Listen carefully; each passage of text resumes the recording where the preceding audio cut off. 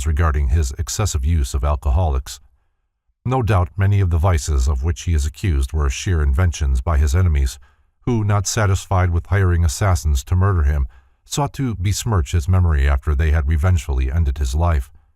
The manner in which Paracelsus met his death is uncertain, but the most credible account is that he died as the indirect result of a scuffle with a number of assassins who had been hired by some of his professional enemies to make away with the one who had exposed their chicanery. Few manuscripts are extant in the handwriting of Paracelsus, for he dictated the majority of his works to his disciples who wrote them down.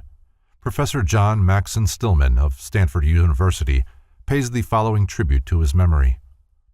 Whatever be the final judgment as to the relative importance of Paracelsus in the upbuilding of medical science and practice, it must be recognized that he entered upon his career at Basel with the zeal and the self-assurance of one who believed himself inspired with a great truth and destined to take effect a great advance in the science and practice of medicine. By nature he was a keen and open-minded observer of whatever came under his observation, though probably also not a very critical analyst of the observed phenomena. He was evidently an unusually self-reliant and independent thinker, though the degree of originality in his thought may be a matter of legitimate differences of opinion. Certainly, once having, from whatever combination of influences, made up his mind to reject the sacredness of the authority of Aristotle, Galen, and Avicenna, and having found what to his mind was a satisfactory substitute for the ancient dogmas in his own modification of the Neoplatonic philosophy, he did not hesitate to burn his ships behind him. Having cut loose from the dominant Galenism of his time, he determined to preach and teach that the basics of the medical science of the future should be the study of nature, observation of the patient, experiment and experience, and not the infallible dogmas of authors long dead. Doubtless in the pride and self-confidence of his youthful enthusiasm, he did not rightly estimate the tremendous force of conservatism against him, which he directed his assaults. If so, his experience in Basel surely undeceived him. From that time on he was to be a wanderer again, sometimes in great poverty, sometimes in moderate comfort, but manifestly disillusioned as to the immediate success of his campaign, though never in doubt as to its ultimate success, for to his mind his new theories and practice of medicine were at one with the forces of nature, which were the expression of God's will, and eventually they must prevail. This strange man, his nature a mass of contradictions, his stupendous genius shining like a star through the philosophic and scientific darkness of medieval Europe, struggling against the jealousy of his colleagues as well as against the irascibility of his own nature, fought for the good of the many against the domination of the few. He was the first man to write scientific books in the language of the common people so that all could read them. Even in death Paracelsus found no rest. Again and again his bones were dug up and reinterred in another place. The slab of marble over his grave bears the following inscription: "Here lies buried Philip Theophrastus, the famous doctor of medicine who cured wounds, leprosy, gout, dropsy, and other incurable maladies of the body, with wonderful knowledge, and gave his goods to be divided and distributed to the poor. In the year 1541, on the 24th day of September, he exchanged life for death, to the living peace, to the sepulchred eternal rest." A.M. Stoddard, in her Life of Paracelsus, gives a remarkable testimonial of the love which the masses had for the great physician. Referring to his tomb, she writes, "To this day the poor pray there. Hohenheim's memory has blossomed in the dust to sainthood, for the poor have canonized him. When cholera threatened Salzburg in 1830, the people made a pilgrimage to his monument and prayed him to avert it from their homes. The dreaded scourge passed away from them and raged in Germany and the rest of Austria. It was supposed that one early teacher of Paracelsus was a mysterious alchemist who called himself Solomon Trismossen. Concerning this person nothing is known save that after some years of wandering, he secured the formula of transmutation and claimed to have made vast amounts of gold. A beautifully illuminated manuscript of this author, dated 1582 and called Splendor Solis, is in the British Museum. Trismossen claimed to have lived to the age of 150 as the result of his knowledge of alchemy. One very significant statement appears in his Alchemical Wanderings, which work is supposed to narrate his search for the philosopher's stone. "Study what thou art, whereof thou art a part, what thou knowest of this art. This is really what thou art." All that is without thee also is within. Thus wrote Trismosan. Raymond Lully. This most famous of all the Spanish alchemists was born about the year 1235. His father was a seneschal to James I of Aragon, and young Raymond was brought up in the court surrounded by the temptations and profligacy abounding in such places. He was later appointed to the position which his father had occupied. A wealthy marriage ensured Raymond's financial position, and he lived the life of a grandee. One of the most beautiful women at the court of Aragon was Donna Ambrosia Eleonora di Castello, whose virtue and beauty had brought her great renown. She was at that time married, and was not particularly pleased to discover that young Lully was rapidly developing a passion for her. Wherever she went, Raymond followed, and at last, over a trivial incident, he wrote some very amorous verses to her, which produced an effect quite different from what he had expected. He received a message inviting him to visit the lady. He responded with alacrity. She told him that it was only fair that he should behold more of the beauty concerning which he wrote such appealing poems, and, drawing aside part of her garments, disclosed that one side of her body was nearly eaten away by a cancer. Raymond never recovered from the shock. It turned the entire course of his life. He renounced the frivolities of the court and became a recluse. Some time afterwards, while doing penance for his worldly sins, a vision appeared to him in which Christ told him to follow in the direction in which he should lead. Later the vision was repeated. Hesitating no longer, Raymond divided his property among his family and retired to a hut on the side of a hill, where he devoted himself to the study of Arabic, that he might go forth and convert the infidels. After 6 years in this retreat, he set out with a Mohammedan servant, who, when he learned that Raymond was about to attack the faith of his people, buried his knife in his master's back. Raymond refused to allow his would-be assassin to be executed, but later the man strangled himself in prison. When Raymond regained his health, he became a teacher of the Arabic language to those who intended traveling in the Holy Land. It was while so engaged that he came into contact with Arnold of Villanova, who taught him the principles of alchemy. As a result of this training, Raymond learned the secret of the transmutation and multiplication of metals. His life wandering continued, and during the course of it he arrived at Tunis, where he began to debate with the Mohammedan teachers, and nearly lost his life as the result of his fanatical attacks upon their religion. He was ordered to leave the country and never to return again upon pain of death. Notwithstanding their threats, he made a second visit to Tunis, but the inhabitants, instead of killing him, merely deported him to Italy. An unsigned article appearing in Household Words, number 273, a magazine conducted by Charles Dickens, throws considerable light on Lully's alchemical ability. Whilst at Vienna, he, Lully, received flattering letters from Edward II, King of England, and from Robert Bruce, King of Scotland, entreating him to visit them.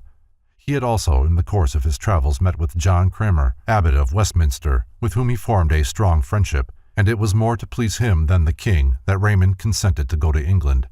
A tract by John Cranmer appears in the Hermetic Museum, but there is no record in the Annals of Westminster of anyone by that name.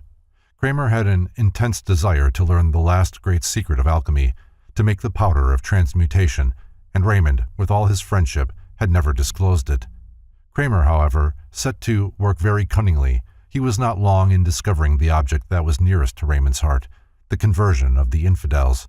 He told the king wonderful stories of the gold Lully had the art to make, and he worked upon Raymond by the hope that King Edward would be easily induced to raise a crusade against the Mohammedans, if he had the means. Title page of Alchemical Tract, attributed to John Cranmer, from Museum Hermeticum, Reformatum et Amplificatum. John Cranmer, the mythical abbot of Westminster, is an interesting personality in the alchemical imbroglio of the 14th century, as it is not reasonably certain that an abbot by such a name ever occupied the seat of Westminster. The question naturally arises, who was the person concealing his identity under the pseudonym of John Cranmer? Fictitious characters such as John Cranmer illustrate two important practices of medieval alchemists. 1. Many persons of high political or religious rank were secretly engaged in hermetical chemical research, but, fearing persecution and ridicule, published their findings under various pseudonyms. 2. For thousands of years it was the practice of those initiates who possessed the true key to the great hermetic arcanum to perpetuate their wisdom by creating imaginary persons, involving them in episodes of contemporaneous history, and thus establishing these beings as prominent members of society, in some cases even fabricating complete genealogies to attain that end. The names by which these fictitious characters were known revealed nothing to the uninformed. To the initiated, however, they signified that the personality to which they were assigned had no existence other than a symbolic one. These initiated chroniclers carefully concealed their arcanum in the lives, thoughts, words, and acts ascribed to these imaginary persons, and thus safely transmitted through the ages the deepest secrets of occultism as writings which, to the unconversant, were nothing more than the biographies. Raymond had appealed so often to popes and kings that he had lost all faith in them. Nevertheless, as a last hope, he accompanied his friend Cremer to England. Cremer lodged him in his abbey, treating him with distinction, and there Lully at last instructed him in the powder, the secret of which Cremer had so long desired to know. When the powder was perfected, Cremer presented him to the king, who received him as a man may be supposed to receive one who could give him boundless riches. Raymond made only one condition, that the gold he made should not be expended upon the luxuries of the court or upon a war with any Christian king, and that Edward himself should go in person with an army against the infidels. Edward promised everything and anything. Raymond had apartments assigned him in the Tower, and there he tells us he transmuted 50,000 pounds weight of quicksilver, lead, and tin into pure gold, which was coined at the mint into 6 million of nobles, each worth about £3 sterling at the present day. Some of the pieces said to have been coined out of this gold are still to be found in antiquarian collections. While desperate attempts have been made to disprove these statements, the evidence is still about equally divided. To Robert Bruce he sent a little work entitled Of the Art of Transmuting Metals. Dr. Edmund Dickinson relates that when the cloister which Raymond occupied at Westminster was removed, the workmen found some of the powder, with which they enriched themselves. During Lully's residence in England, he became the friend of Roger Bacon. Nothing, of course, could be further from King Edward's thoughts than to go on a crusade. Raymond's apartments in the Tower were only an honorable prison, and he soon perceived how matters were. He declared that Edward would meet with nothing but misfortune and misery for his breach of faith. He made his escape from England in 1315 and set off once more to preach to the infidels. He was now a very old man, and none of his friends could ever hope to see his face again. He went first to Egypt, then to Jerusalem, and thence to Tunis a third time. There he at last met with the martyrdom he had so often braved. The people fell upon him and stoned him. Some Genoese merchants carried away his body, in which they discerned some feeble signs of life. They carried him on board their vessel, but, though he lingered a while, he died as they came in sight of Majorca, on the 28th of June, 1315, at the age of 81.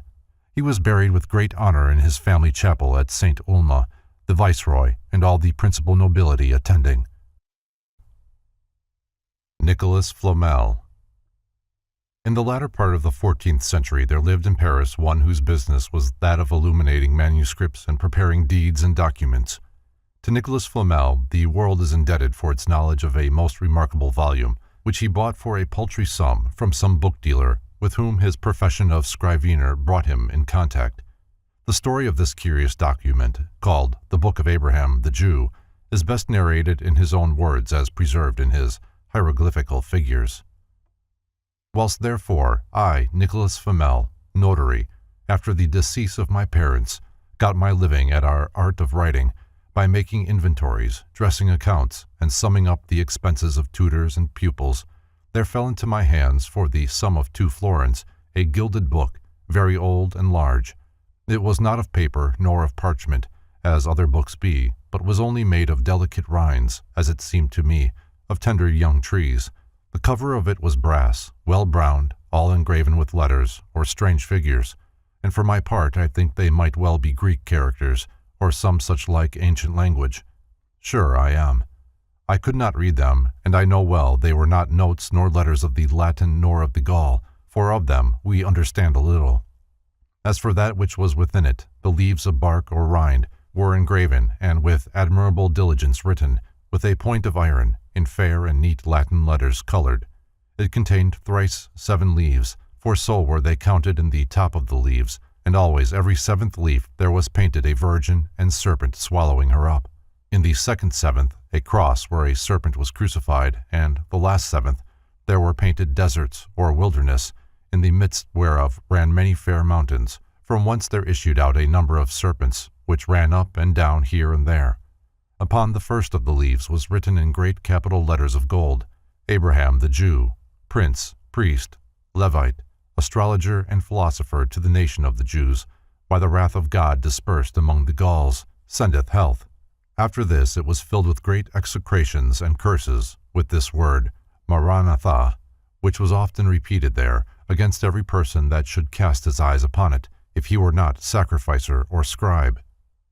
He that sold me this book knew not what it was worth, nor more than I when I bought it. I believe it had been stolen or taken from the miserable Jews, or found in some part of the ancient place of their abode. Within the book, in the second leaf, he comforted his nation, counseling them to fly vices, and above all idolatry, attending with sweet patience the coming of the Messiahs, who should vanquish all the kings of the earth and should reign with his people in glory eternally. Without doubt this had been some very wise and understanding man. In the third leaf, and in all other writings that followed, to help his captive nation to pay their tributes unto the Roman emperors, and to do other things, which I will not speak of, he taught them in common words the transmutation of metals. He painted the vessels by the sides, and he advertised them of the colors, and of all the rest, saving of the first agent, of which he spake not a word, but only, as he said, in the fourth and fifth leaves entire he painted it, and figured it with very great cunning and workmanship. For although it was well and intelligibly figured and painted, yet no man could ever have been able to understand it, without being well skilled in their Kabbalah, which goeth by tradition, and without having well studied their books. The fourth and fifth leaves, therefore, were without any writing, all full of fair figures enlightened, or as it were enlightened, for the work was very exquisite. First he painted a young man with wings at his ankles, having in his hand a caducean rod, writhing about with two serpents, wherewith he struck upon a helmet which covered his head. He seemed to my small judgment to be the god Mercury of the pagans. Against him there came running and flying with open wings a great old man, who upon his head had an hourglass fastened, and in his hand a book, or seer, like death, with the which, in terrible and furious manner, he would have cut off the feet of Mercury. On the other side of the fourth leaf he painted a fair flower on the top of a very high mountain, which was sore shaken with the north wind. It had the foot blue, the flowers white and red, the leaves shining like fine gold, and round about it the dragons and griffins of the north made their nests and abode. The symbols of Abraham the Jew, from Flamel's Hieroglyphical Figures. Robert H. Fryer, in a footnote to his reprint of the hieroglyphical figures of Nicholas Flamel, says, "One thing which seems to prove the reality of this story beyond dispute is that this very book of Abraham the Jew, with the annotations of Flamel, who wrote from the instructions he received from this physician, was actually in the hands of Cardinal Richelieu, as Barrel was told by the Count de Cabrines, who saw and examined it. On the fifth leaf there was a fair rose tree flowered in the midst of a sweet garden, climbing up against a hollow oak, at the foot whereof boiled a fountain of most white water, which ran headlong down into the depths, notwithstanding it first passed among the hands of infinite people, who digged in the earth seeking for it, but because they were blind none of them knew it, except here and there one who considered the weight.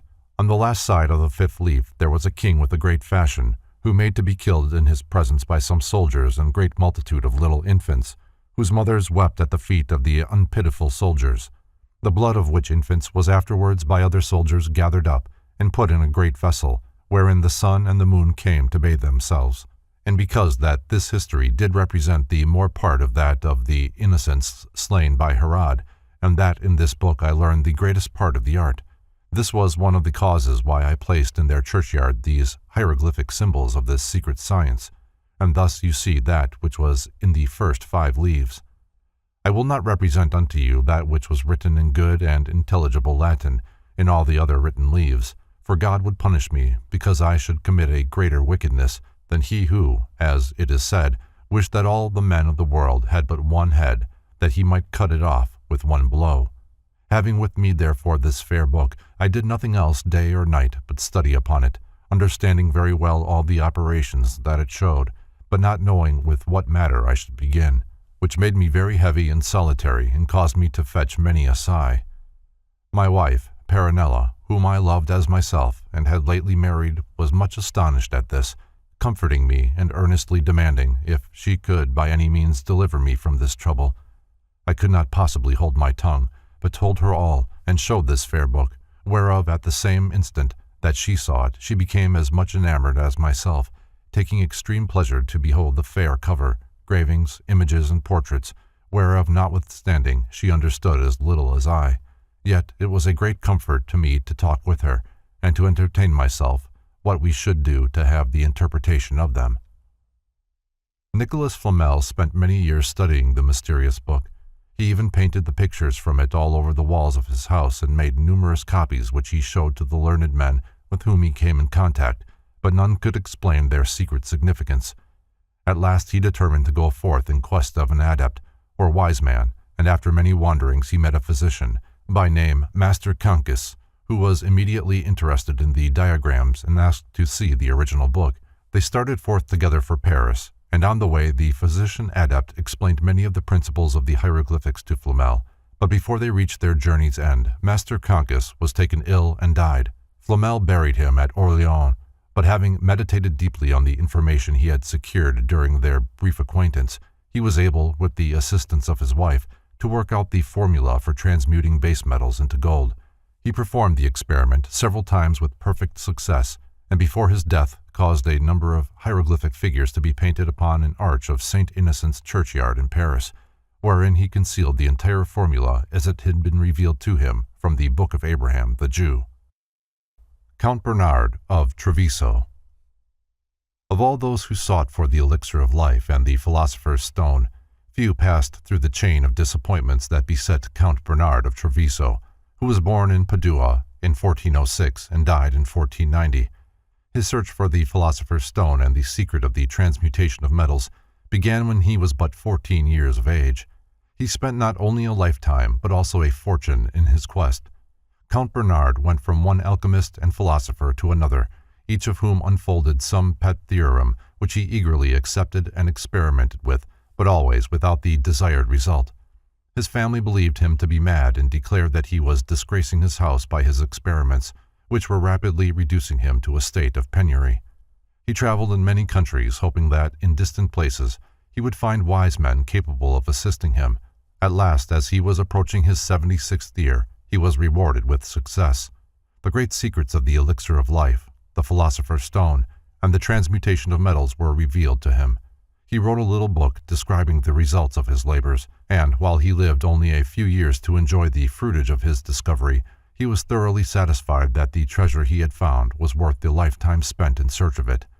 An example of the industry and perseverance displayed by him is to be found in one of the processes which some foolish pretender coaxed him to attempt, and which resulted in his spending 20 years calcining eggshells and nearly an equal period distilling alcohol or other substances. In the history of alchemical research, there never was a more patient and persevering disciple of the great arcanum. Bernard declared the process of dissolution, accomplished not with fire, but with mercury, to be the supreme secret of alchemy. The Theory and Practice of Alchemy, Part 1. Alchemy, the secret art of the land of Chem, is one of the two oldest sciences known to the world. The other is astrology. The beginnings of both extend back into the obscurity of prehistoric times. According to the earliest records extant, alchemy and astrology were considered as divinely revealed to a man, so that, by their aid, he might regain his lost estate. According to old legends preserved by the rabbins, the angel at the gate of Eden instructed Adam in the mysteries of Kabbalah and of alchemy, promising that when the human race had thoroughly mastered the secret wisdom concealed within these inspired arts, the curse of the forbidden fruit would be removed, and man might again enter into the garden of the Lord. As man took upon himself coats of skins, or physical bodies, at the time of his fall, so these sacred sciences were brought by him into the lower worlds incarnated in dense vehicles, through which their spiritual transcendental natures could no longer manifest themselves. Therefore they were considered as being dead or lost. The earthly body of alchemy is chemistry, for chemists do not realize that half of the Book of Torah is forever concealed behind the veil of Isis, see the tarot, and that so long as they study only material elements, they can at best discover but half of the mystery. Astrology has crystallized into astronomy, whose votaries ridicule the dreams of ancient seers and sages, deriding their symbols as meaningless products of superstition. Nevertheless, the intelligentsia of the modern world can never pass behind the veil which divides the seen from the unseen, except in the way appointed, the mysteries. What is life? What is intelligence? What is force? These are the problems to the solution of which the ancients consecrated their temples of learning. Who shall say that they did not answer those questions? Who would recognize the answers if given? Is it possible that under the symbols of alchemy and astrology lies concealed a wisdom so abstruse that the mind of this race is not qualified to conceive its principles? The Chaldeans, Phoenicians, and Babylonians were familiar with the principles of alchemy, as were many early Oriental races. It was practiced in Greece and Rome, was the master science of the Egyptians. Chem was an ancient name for the land of Egypt, and both the words alchemy and chemistry are a perpetual reminder of the priority of Egypt's scientific knowledge. According to the fragmentary writings of those early peoples, alchemy was to them no speculative art. They implicitly believed in the multiplication of metals, and in the face of their reiterations, both the scholar and the materialist should be more kindly in their consideration of alchemical theorems. Evolutionists trace the unfoldment of the arts and sciences up through the growing intelligence of the prehistoric man, while others, of a transcendental point of view, like to consider them as being direct revelations from God. Many interesting solutions to the riddle of alchemy's origin have been advanced. One is that alchemy was revealed to man by the mysterious Egyptian demigod, Hermes Trismegistus. This sublime figure, looming through the mists of time and bearing in his hand the immortal emerald, is credited by the Egyptians as being the author of all the arts and sciences. In honor of him, all scientific knowledge was gathered under the general title of the Hermetic Arts. When the body of Hermes was interred in the valley of Ebron, or Hebron, the divine emerald was buried with it. Many centuries afterward, the emerald was discovered, according to one version, by an Arabian initiate, according to another, by Alexander the Great, king of Macedon. By means of the power of this emerald, upon which were the mysterious inscriptions of the thrice great Hermes, 13 sentences in all, Alexander conquered all the then known world. Not having conquered himself, however, he ultimately failed. Regardless of his glory and power, the prophecies of the talking trees were fulfilled, and Alexander was cut down in the midst of his triumph. There are persistent rumors to the effect that Alexander was an initiate of high order who failed because of his inability to withstand the temptations of power. E. Y. Keneally, quoting from the Cosmodromium of Dr. Gabel in Persona, describes the incident of Alexander and the talking trees, into the presence of which the king of Macedon is said to have been brought while on his campaign in India. And now Alexander marched into other quarters equally dangerous, at one time over the tops of mountains, at another through dark valleys in which his army was attacked by serpents and wild beasts, until after 300 days he came into a most pleasant mountain, on whose sides hung chains or ropes of gold. This mountain had 2,050 steps, all of purest sapphire, by which one could ascend to the summit, and near this Alexander encamped. And on a day, Alexander with his 12 princes ascended by the aforementioned steps to the top of the mountain, and found there a palace marvelously beautiful, having 12 gates and 70 windows of the purest gold, and it was called the Palace of the Sun, and there was in it a temple all of gold, before whose gates were vine trees bearing bunches of carbuncles and pearls. And Alexander and his princes, having entered the palace, found there a man lying on a golden bedstead. He was very stately and beautiful in appearance, and his head and beard were white as snow. Then Alexander and his princes bent the knee to the sage, who spake thus: Alexander, thou shalt now see what no earthly man hath ever before seen or heard. To whom Alexander made answer, O sage, most happy, how dost thou know me? He replied, Before the wave of the deluge covered the face of the earth, I knew thy works. He added, Wouldst thou behold the most hallowed trees of the sun and moon, which announce all future things? Alexander made answer, It is well, my lord, greatly do we long to see them. Then the sage said, Put away your rings and ornaments and take off your shoes, and follow me. And Alexander did so, and choosing out 3 from the princes, and leaving the rest to await his return, he followed the sage and came to the trees of the sun and moon. The tree of the sun has leaves of red gold, the tree of the moon has leaves of silver, and they are very great. And Alexander, at the suggestion of the sage, questioned the trees, asking if he should return in triumph to Macedon. To which the trees gave answer, No, but that he should live yet another year and 8 months, after which he should die by a poisoned cup. And when he inquired who was he who should give him that poison, he received no reply, and the tree of the moon said to him, that his mother, after a most shameful and unhappy death, should lie long unburied, but that happiness was in store for his sisters. See the Book of Enoch, the second messenger of God. The Leaves of Hermes, Sacred Tree, redrawn from an original manuscript dated 1577. In his Key to Alchemy, Samuel Norton divides into 14 parts the processes or states through which the alchemical substances pass from the time they are first placed in the test tube until ready as medicine for plants, minerals, or men. 1. Solution, the act of passing from a gaseous or solid condition into one of liquidity. 2. Filtration, the mechanical separation of a liquid from the undissolved particles suspended in it. 3. Evaporation, the changing or converting from a liquid or solid state into a vaporous state with the aid of heat. 4. Distillation, an operation by which a volatile liquid may be separated from substances which it holds in solution. 5. Separation, the operation of disuniting or decomposing substances. 6.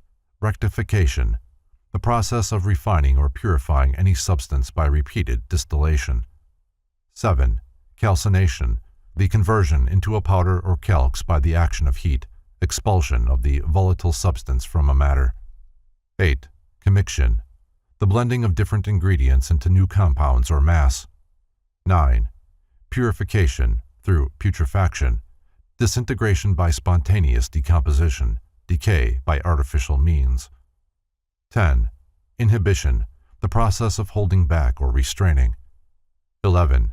Fermentation, the conversion of organic substances into new compounds in the presence of a ferment. 12. Fixation, the act or process of ceasing to be a fluid and becoming firm, state of being fixed. 13. Multiplication, the act or process of multiplying or increasing in number, the state of being multiplied. 14. Projection, the process of turning the base metals into gold. In all probability, the so-called talking trees were merely strips of wood with tables of letters upon them, by means of which oracles were evoked.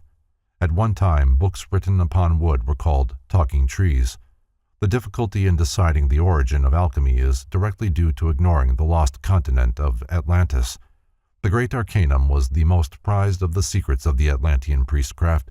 When the land of Atlas sank, hierophants of the fire mystery brought the formula to Egypt, where it remained for centuries in the possession of the sages and philosophers.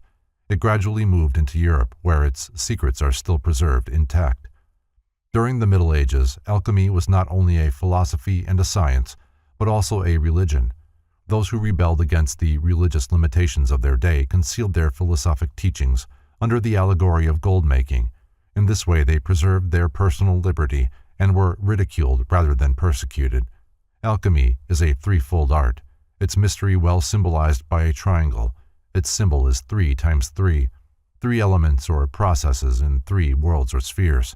The 3 times 3 is part of the mystery of the 33rd degree of Freemasonry, for 33 is 3 times 3, which is 9, the number of esoteric man and the number of emanations from the root of the divine tree. It is the number of worlds nourished by the 4 rivers that pour out of the divine mouth as the verbum fiat.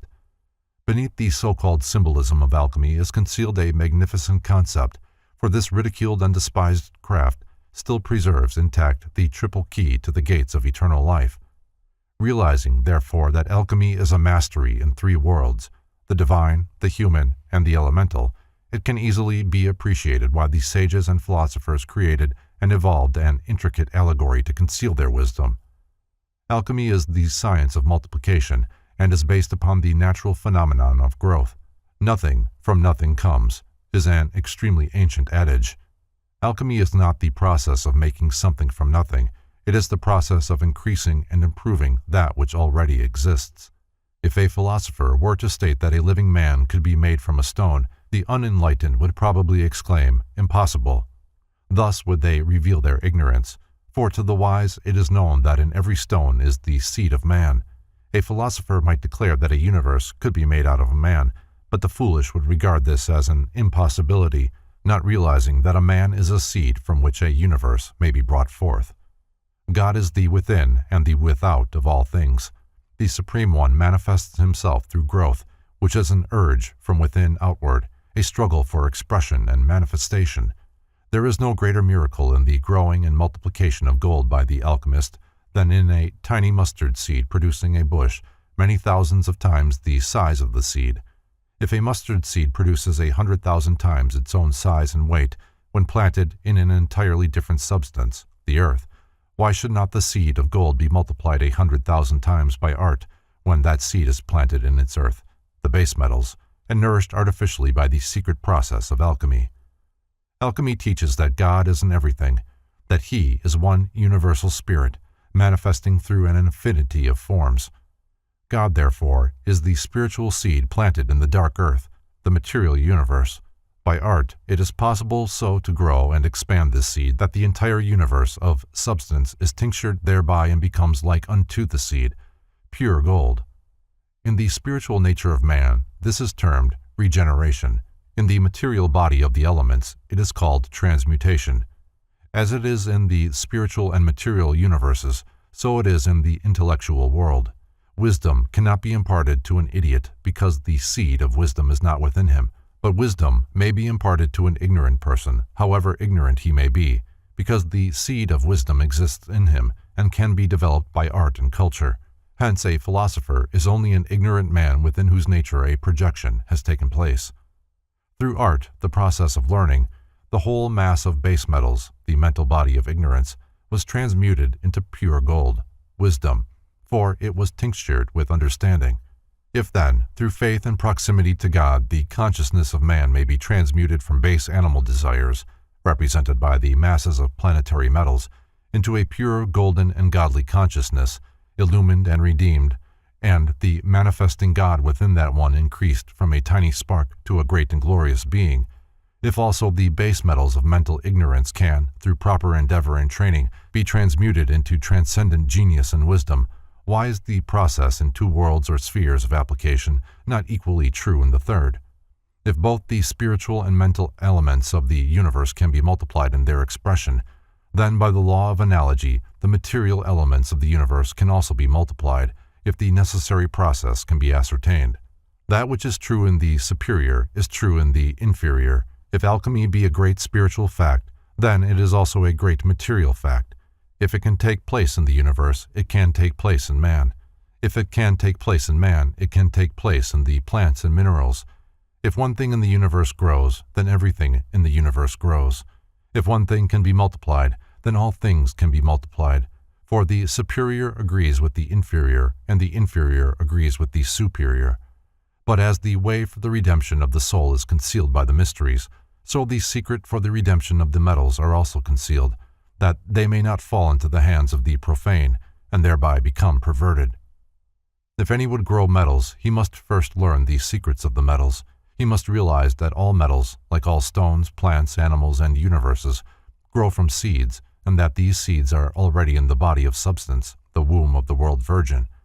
For the seed of man is in the universe before he is born, or grows, and as the seed of the plant exists for all time, though the plant live but a part of that time, so the seeds of spiritual gold and material gold are ever present in all things.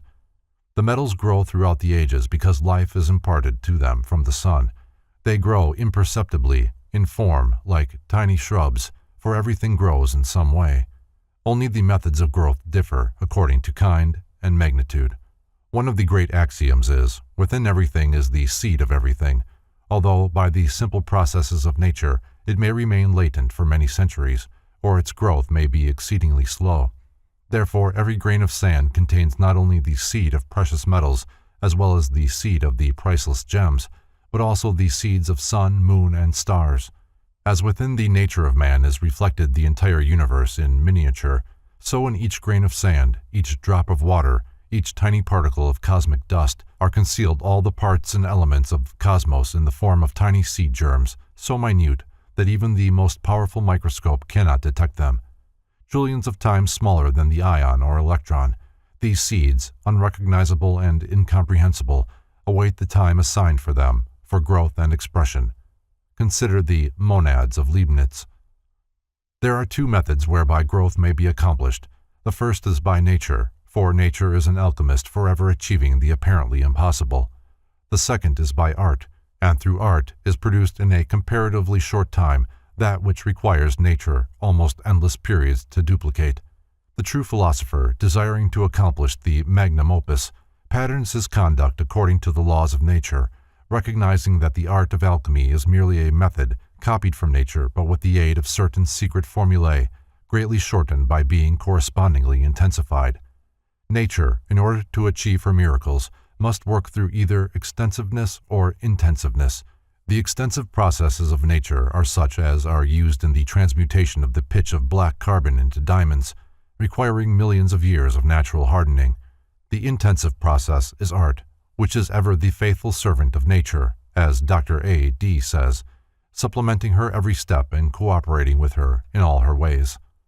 So, in this philosophical work, nature and art ought so lovingly to embrace each other, as that art may not require what nature denies, nor nature deny what may be perfected by art. For nature, assenting, she demeans herself obediently to every artist, whilst by their industry she is helped, not hindered. Dr. A.D. in his Chemical Collections. By means of this art, the seed which is within the soul of a stone may be made to germinate so intensively that in a few moments a diamond is grown from the seed of itself. If the seed of the diamond were not in the marble, granite, and sand, a diamond could not be grown therefrom. But as the seed is within all these things, a diamond may be grown out of any other substance in the universe. In some substances, however, it is easier to perform this miracle because in them these germs have already been long fertilized and are thus more nearly prepared for the vivifying process of the art. Likewise, to teach some men wisdom is easier than to teach others, for some already have a foundation upon which to work, while in others the thinking faculties are entirely dormant. Alchemy, therefore, should be regarded as the art of increasing and bringing into perfect flower with the greatest possible expedition. Nature may accomplish her desired end, or, because of the destructiveness exercised by one element over another, she may not. But with the aid of the true art, nature always accomplishes her end, for this art is not subject either to the wastings of time or to the vandalism of elemental reactions.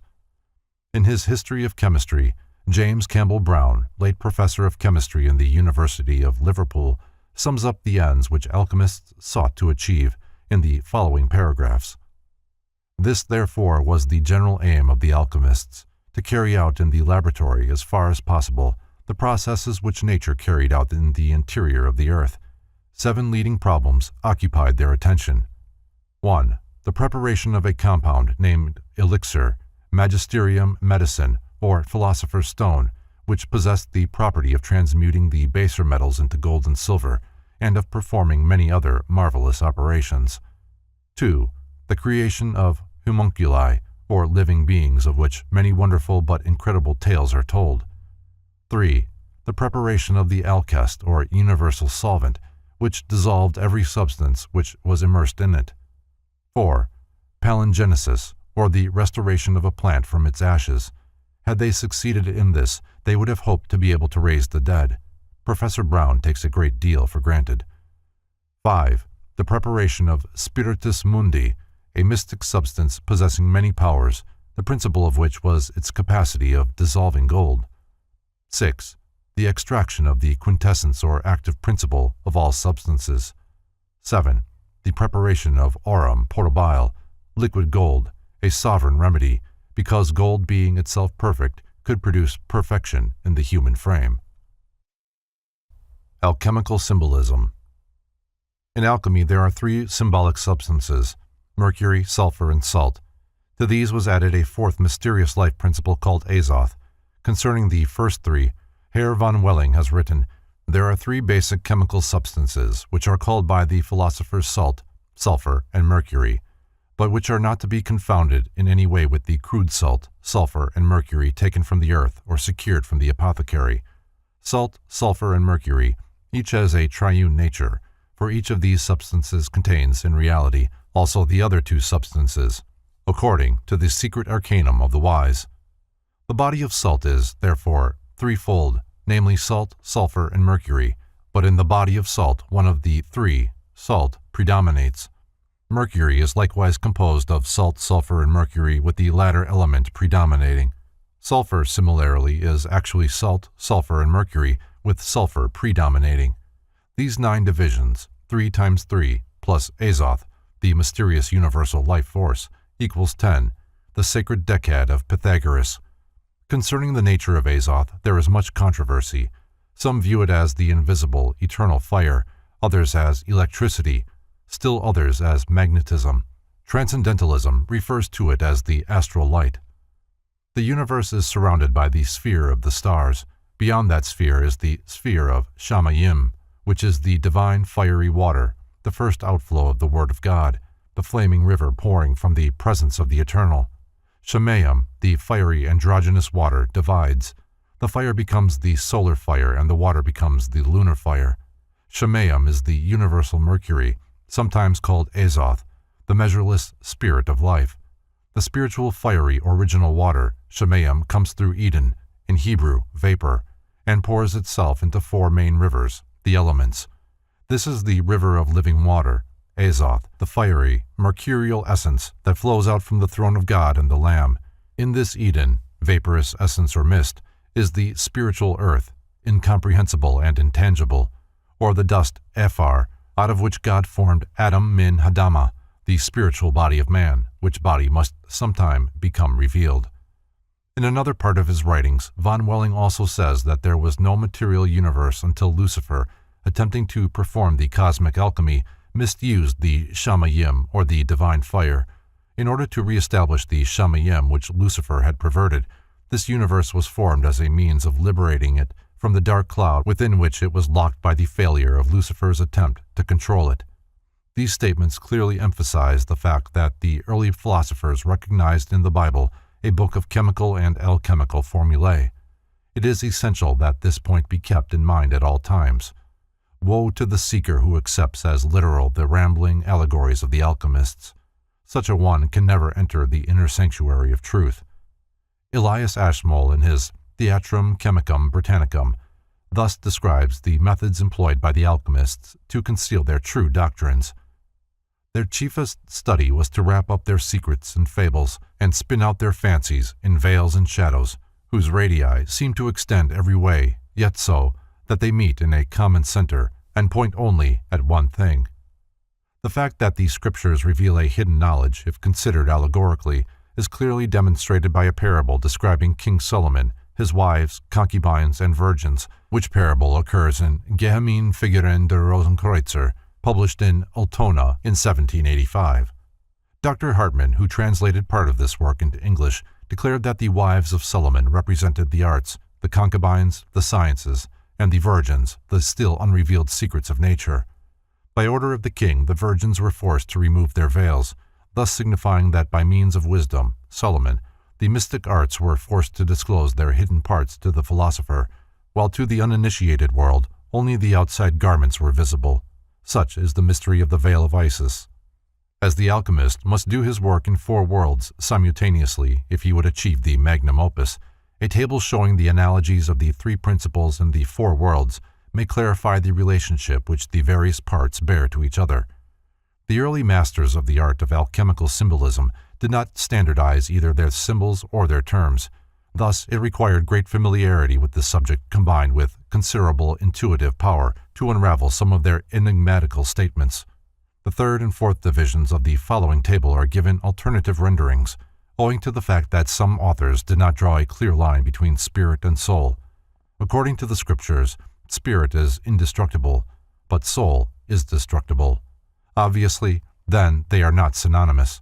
It is clearly stated that the soul that sinneth, it shall die, but the spirit shall return unto God who gave it. The table of analogies, as nearly as they can be established, is as follows. The triune power in 4 worlds. 1. God.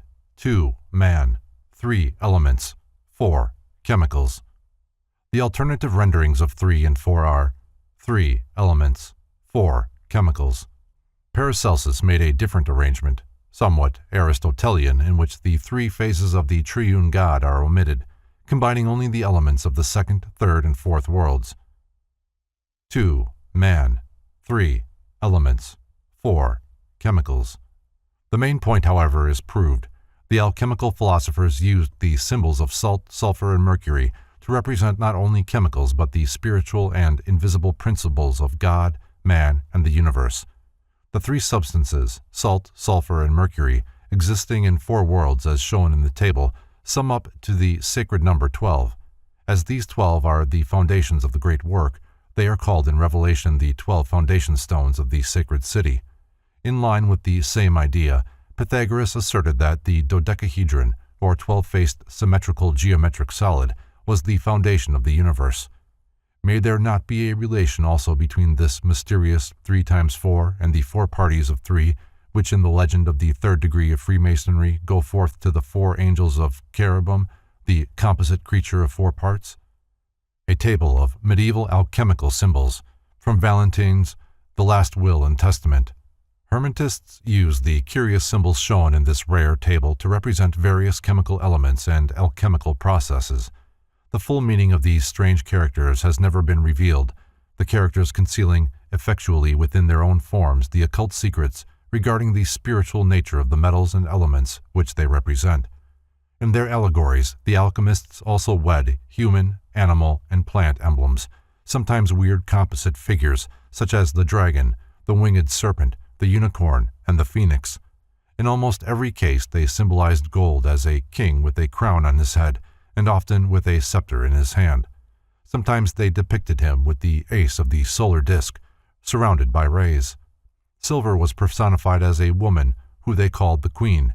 She wore no crown but often stood upon a lunar crescent, much after the fashion of the Madonna. Mercury was typified as a youth with wings, often with 2 heads, carrying serpents or sometimes the caduceus. Lead they symbolized by an old man with a scythe in his hands. Iron by a soldier dressed in armor. To Aquafortis was given the curious name, the ostrich's stomach, and to the attainment of the great work they assigned the symbol of the phoenix, sitting upon a nest of fire. The union of elements they symbolized by a marriage, the process of putrefaction by a skull, antimony by a dragon. The following table shows the angles to which the parties of 3, salt, sulfur, and mercury, go in search of Hiram. The 4 corners of creation, the fixed signs of the zodiac, the parts of the cherubim, the 4 seasons, the ages of man, the stages of existence, the parts of man's constitution, the 4 elements. One more table should prove of interest to Masonic scholars, one showing the relationship existing between the 3 substances, salt, sulfur, and mercury, and certain symbols with which Masons are familiar.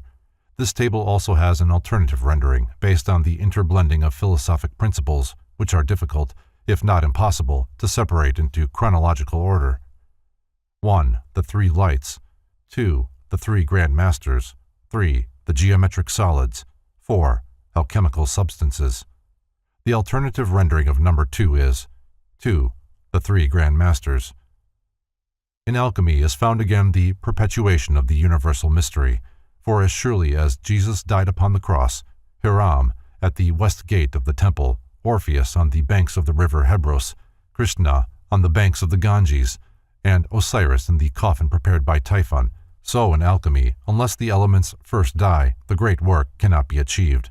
The stages of the alchemical processes can be traced in the lives and activities of nearly all the world's saviors and teachers, and also among the mythologies of several nations.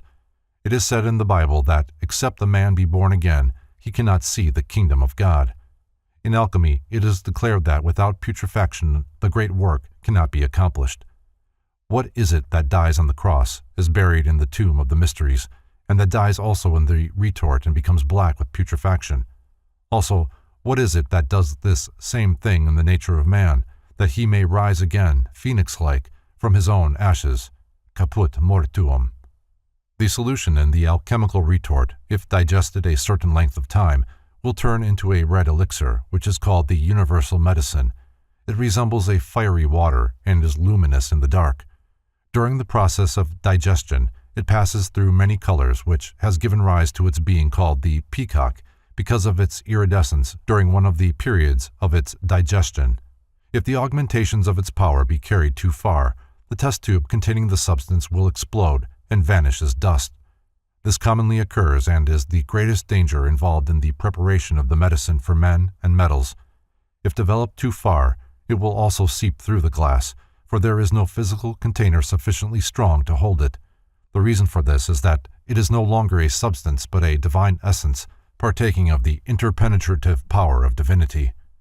When it is properly developed, this universal solvent in liquid form will dissolve into itself all other metals. In this high state, the universal salt is a liquid fire. This salt dissolved with the proper amount of any metal and run through the different stages of digestion and rotations, of augmentations, will eventually become a medicine for the transmuting of inferior metals. The True Way of Nature by Hermes Trismegistus, given out by a genuine Freemason, ICH, describes the danger of over-augmenting the universal salt. But this multiplication cannot be carried on ad infinitum, but it attains completeness in the 9th rotation. For when this tincture has been rotated 9 times, it cannot be exalted any further because it will not permit any further separation. For as soon as it perceives only the smallest degree of material fire, it goes instantly into a flux and passes through the glass like hot oil through paper. In classifying the processes through which the chemical elements must pass before the hermetic medicine is produced, lack of uniformity in terminology is evidence, for in the True Way of Nature, 7 stages are given, while in the Dictionnaire Mytho-Hermétique, 12 are noted. These 12 are linked with the signs of the zodiac in a manner worthy of consideration. 1. Aries, calcination. 2. Taurus, congelation. 3. Gemini, fixation. 4. Cancer, dissolution. 5. Leo, digestion. 6. Virgo, distillation. 7. Libra, sublimation. 8. Scorpio, separation. 9. Sagittarius, incineration. 10. Capricorn, fermentation. 11. Aquarius, multiplication. 12. Pisces, projection. This arrangement opens an interesting field of speculation which may be of great service if intelligently carried out. These 12 steps leading up to the accomplishment of the magnum opus are a reminder of the 12 degrees of the ancient Rosicrucian mysteries. To a certain degree, Rosicrucianism was chemistry theologized and alchemy philosophized.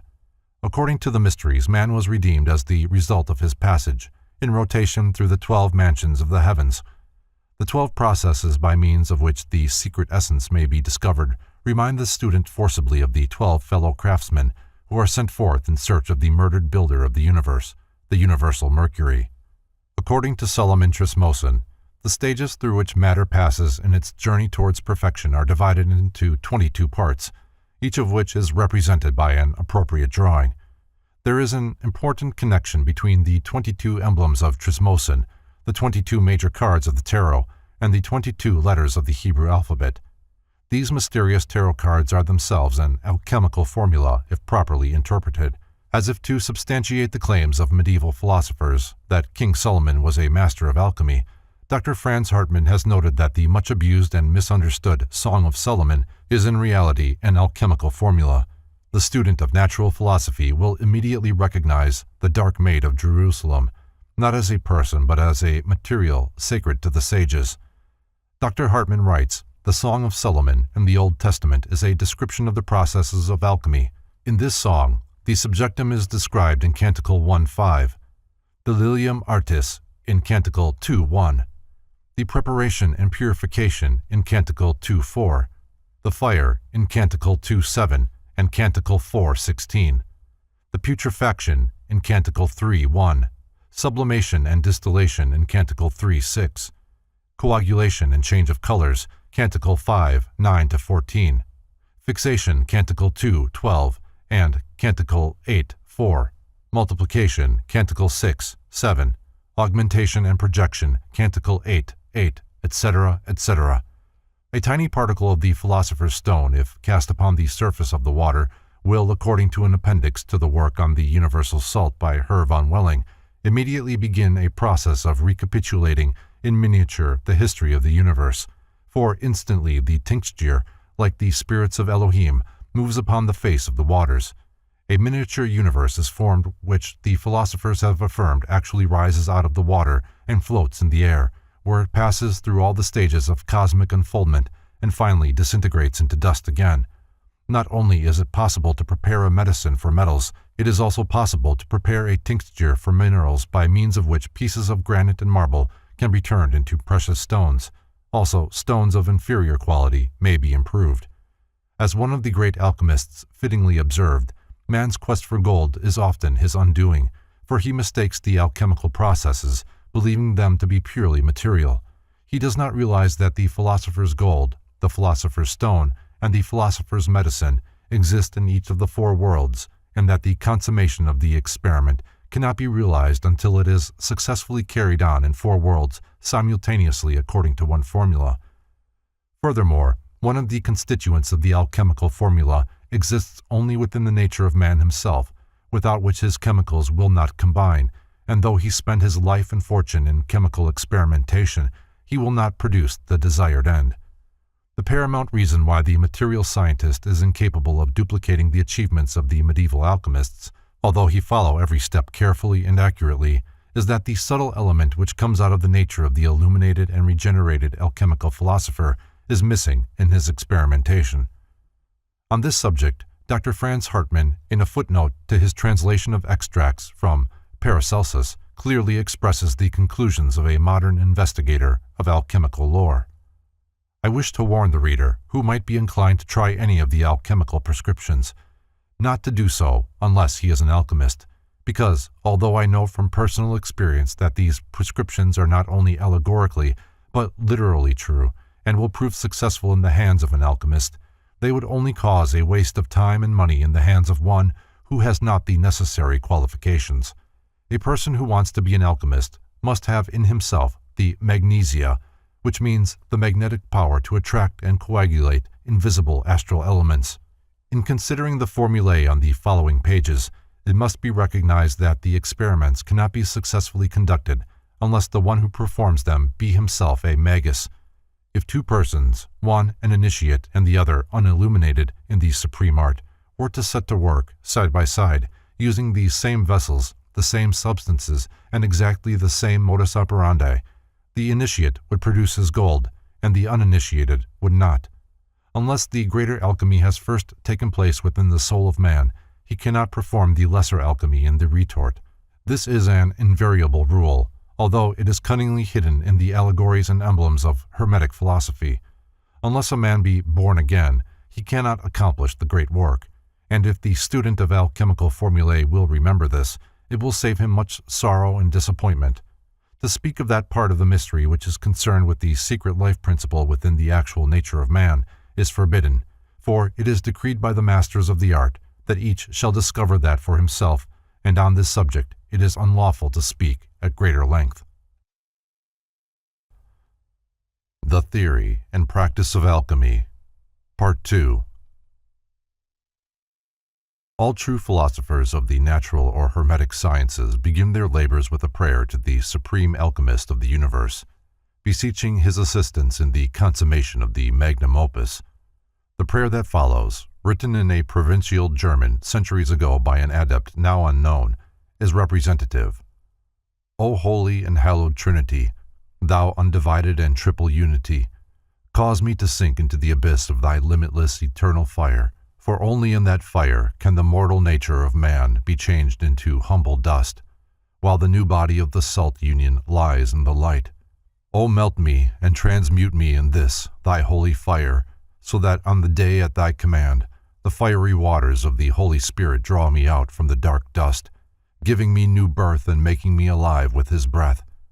May I also be exalted through the humble humility of thy Son, rising through his assistance out of the dust and ashes, and changing into a pure, spiritual body of rainbow colors, like unto the transparent, crystal-like, paradisiacal gold, that my own nature may be redeemed and purified like the elements before me in these glasses and bottles. Diffuse me in the waters of life as though I were in the wine cellar of the eternal Solomon. Here the fire of thy love will receive new fuel, and will blaze forth so that no streams can extinguish it. Through the aid of this divine fire, may I, in the end, be found worthy to be called into the illumination of the righteous. May I then be sealed up with the light of the new world, that I may also attain unto the immortality and glory, where there shall be no more alternation of light and darkness. Amen. The origin of alchemical formulae. Apparently but few of the medieval alchemists discovered the great arcanum without aid, some authors declaring that none of them attained the desired end without the assistance of a master or teacher. In every instance, the identity of these masters has been carefully concealed, and even during the Middle Ages speculation ran rife concerning them. It was customary to call such illuminated sages adepts, a title which indicated that they possessed the true secrets of transmutation and multiplication. These adepts were polyonymous individuals who unexpectedly appeared and disappeared again, leaving no trace of their whereabouts. There are indications that a certain degree of organization existed among them. The most powerful of the alchemical organizations were the Rosicrucians, the Illuminati, and certain Arabian and Syrian sects. In the documents which follow, references are made to the brethren, or brothers. These are to signify that those who had actually accomplished the magnum opus were banded together and known to each other by cipher codes and secret signs or symbols. Apparently, a number of these illuminated adepts dwelt in Arabia, for several of the great European alchemists were initiated in Asia Minor. When a disciple of the alchemical arts had learned the supreme secret, he guarded it jealously, revealing to no man his priceless treasure. He was not permitted to disclose it, even to the members of his immediate family. As the years passed, one who had discovered the secret, or more properly, one to whom it had been revealed, sought for some younger man worthy to be entrusted with the formulae. To this one, and to this one only, as a rule, the philosopher was permitted to disclose the arcanum. The younger man then became the philosophical son of the old sage, and to him the latter bequeathed his secrets. Occasionally, however, an adept, on finding a sincere and earnest seeker, would instruct him in the fundamental principles of the art, and if the disciple persisted, he was quietly initiated into the august fraternity of the brethren. In such manner, the alchemical processes were preserved, but the number of those who knew them did not increase rapidly. During the 16th, 17th, and 18th centuries, a considerable number of alchemical adepts made their way from place to place throughout Europe, appearing and disappearing apparently at will. According to popular tradition, these adepts were immortal and kept themselves alive by means of the mysterious medicine that was one of the goals of alchemical aspiration. It asserted that some lived hundreds of years taking no food except this elixir, a few drops of which would preserve their youth for a long period of time. That such mysterious men did exist there can be little doubt, as their presence is attested by scores of reliable witnesses. It is further asserted that they are still to be found by those who have qualified themselves to contact them. The philosophers taught that like attracts like, and that when the disciple has developed a virtue and integrity acceptable to the adepts, they will appear to him and reveal those parts of the secret processes which cannot be discovered without such help. Wisdom is as a flower from which the bee its honey makes, and the spider poison, each according to its own nature. By an unknown adept. The reader must bear in mind at all times that the formulae and emblems of alchemy are to be taken primarily as allegorical symbols, for until their esoteric significance has been comprehended, their literal interpretation is valueless. Nearly every alchemical formula has one element purposely omitted. it being decided by the medieval philosophers that those who could not with their own intelligence discover that missing substance or process were not qualified to be entrusted with secrets which could give them control over great masses of humanity, and likewise subject to their will the elemental forces of nature. The Emerald Table of Hermes. The oldest and most revered of all the alchemical formulae is the sacred Emerald Tablet of Hermes. Authorities do not agree as to the genuineness of this table, some declaring it to be a post-Christian fraud, but there is much evidence that, regardless of its author, the table is of great antiquity. While the symbol of the Emerald Table is of special Masonic import, relating as it does to the personality of Hiram, it is first and fundamentally an alchemical formula, relating both to the alchemy of the base metals and the divine alchemy of human regeneration. The key to alchemy, according to the Egyptians, from Kircher's Oedipus Egypticus. The priests of Egypt not only used the scarab as a symbol of regeneration, but also discovered in its habits many analogies to the secret process whereby base metals could be transmuted into gold. They saw in the egg of the scarab the seed of the metals, and the above figure shows the path of this seed through the various planetary bodies until, finally reaching the center, it is perfected and then returns again to its source. The words in the small spiral at the top read, "The spiral progress of the mundane spirit." After the scarab has wound its way around the spiral to the center of the lowest part of the figure, it returns to the upper world along the path bearing the words, "Return of the Spirit to the Center of Unity." In Dr. Sigismund Backstrom's collection of alchemical manuscripts is a section devoted to the translations and interpretations of this remarkable tablet, which was known to the ancients as the Tabula Smaragdina. Dr. Backstrom was initiated into the Brotherhood of the Rose Cross on the island of Mauritius by one of those unknown adepts who at that time called himself Comte de Chazal. Dr. Backstrom's translations and notes on the Emerald Tablet are, in part, as follows, the actual text being reproduced in capital letters.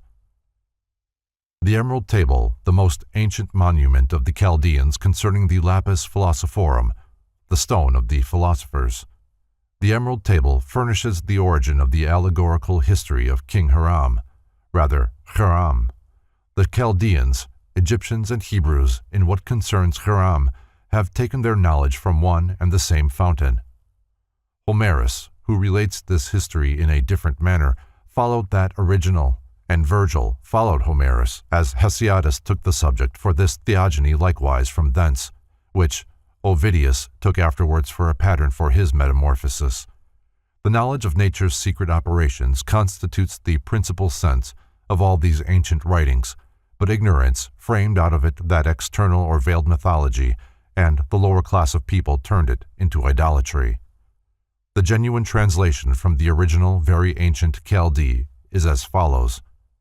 The secret works of Hiram, one in essence, but three in aspect. The two first large words mean the secret work. The second line in large letters reads, Hiram Talat Makasot, i.e., Hiram the universal agent, one in essence, but three in aspect. It is true, no lie, certain, and to be depended upon, the superior agrees with the inferior, and the inferior with the superior, to effect that one truly wonderful work. As all things owe their existence to the will of the only one, so all things owe their origin to the one only thing, the most hidden, by the arrangement of the only God. The father of that one only thing is the sun, its mother is the moon. The wind carries it in its belly, but its nurse is a spirituous earth. That one only thing, after God, is the father of all things in the universe. Its power is perfect, after it has been united to a spirituous earth. Process. First, distillation. Separate that spirituous earth from the dense or crude by means of a gentle heat, with much attention. Last, digestion. In great measure it ascends from the earth up to the heaven, and descends again, newborn, on the earth, and the superior and the inferior are increased in power. The azoth ascends from the earth, from the bottom of the glass and redescends in veins and drops into the earth, and by this continual circulation, the azoth is more and more subtilized, volatilizes sol, and carries the volatilized solar atoms along with it, and thereby becomes a solar azoth, i.e., our third and genuine sophic mercury.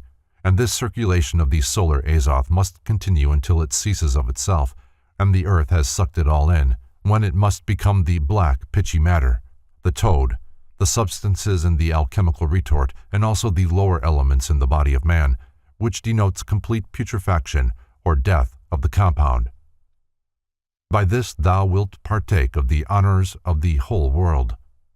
Without doubt, as the black, pitchy matter will and must of necessity become white and red, and the red having been carried to perfection, medicinally and for metals, is then fully capable to preserve mentum sanum in corpore sano, until the natural period of life and promise us ample means, in infinitum multipliable, to be benevolent and charitable without any diminution of our inexhaustible resources. Therefore well may it be called the glory, honors of the whole world, as truly the study and contemplation of the LP, lapis philosophorum, harmonizing with divine truths, elevates the mind to God our Creator and merciful Father, and if He should permit us to possess it practically, must eradicate the very principle of avarice, envy, and evil inclinations, and cause our hearts to melt in gratitude toward Him that has been so kind to us. Therefore the philosophers say with great truth that the LP either finds a good man or makes one. And darkness will fly from thee. By invigorating the organs, the soul makes use for communicating with exterior objects. The soul must acquire greater powers not only for conception, but also for retention, and therefore, if we wish to obtain still more knowledge, the organs and secret springs of physical life, being wonderfully strengthened and invigorated, the soul must acquire new powers for conceiving and retaining, especially if we pray to God for knowledge, and confirm our prayers by faith. All obscurity must vanish, of course.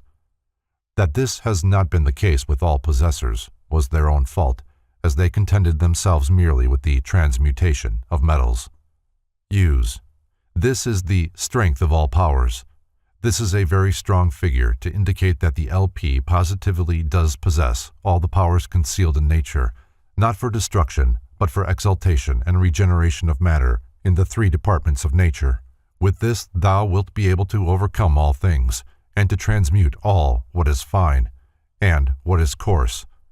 It will conquer every subtle thing, of course, as it refixes the most subtle oxygen into its own fiery nature, and that with more power, penetration, and virtue, in a tenfold ratio, at every multiplication, and each time in a much shorter period, until its power becomes incalculable, which multiplied power also penetrates, or overcomes, every solid thing, such as unconquerable gold and silver, the otherwise unalterable mercury, crystals and glass fluxes, to which it is able to give natural hardness and fixity, as Philaletha does attest, and is proved by an artificial diamond, in my father's time, in possession of Prince Liechtenstein in Vienna, valued at 500,000 ducats, fixed by the lapis, philosopher's stone. In this manner the world was created. The arrangements to follow this road are hidden. For this reason I am called Haram Talat Mekaset, one in essence, but three in aspect. In this trinity is hidden the wisdom of the whole world, i.e., in Haram and its use. It is thought that Hermes was Moses or Zoroaster, otherwise Hermes signifies a serpent, and the serpent used to be an emblem of knowledge or wisdom. The serpent is met with everywhere amongst the hieroglyphics of the ancient Egyptians. So is the globe with wings, the sun and moon, dragons and griffins, whereby the Egyptians denoted their sublime knowledge of the lapis philosophorum, according to Suidas, the hints in the scriptures, and even Denan, where he speaks of the sanctuaries of the ancient Egyptian temples. It is ended now, what I have said concerning the effects of the sun, finish of the tabula smaragdina. What I have said or taught of the solar work is now finished, the perfect seed, fit for multiplication. This I know is acknowledged to be the genuine tabula smaragdina hermetis. A letter from the brothers of R.C., Rose Cross. Although Eugenius Philalethes disclaimed membership in the Rosicrucian fraternity, it is believed that for a number of years he was the head of that order. In a little work called Lumen de Lumine, or A New Magical Light Discovered and Communicated to the World, published in London in 1651, Eugenius Philalethes gives a remarkable letter, presumably from the Rosicrucian order. Accompanying the letter is an emblematic figure setting forth in symbolic form the processes and formulae of the philosopher's stone. This epistle is an excellent example of the Rosicrucian system of combining abstract theological speculations with concrete chemical formulae. With the aid of the material contained in various parts of this present book, the student would do well to set himself the task of solving the riddle contained in this hieroglyph. A letter from the brothers of R.C. concerning the invisible, magical mountain and the treasure therein contained. Every man naturally desires a superiority, to have treasures of gold and silver, intellect and soul, and to seem great in the eyes of the world. God indeed created all things for the use of man, that he might rule over them, and acknowledge therein the singular goodness and omnipotence of God. Give him thanks for his benefits, honor him, and praise him. But there is no man looks after these things otherwise than by spending his days idly. They would enjoy them without any previous labor or danger. Neither do they look them out of that place where God hath treasured them up, who expects also that man should seek for them there, and to those that seek will he give them. But there is not any that labors for a possession in that place, and therefore these riches are not found.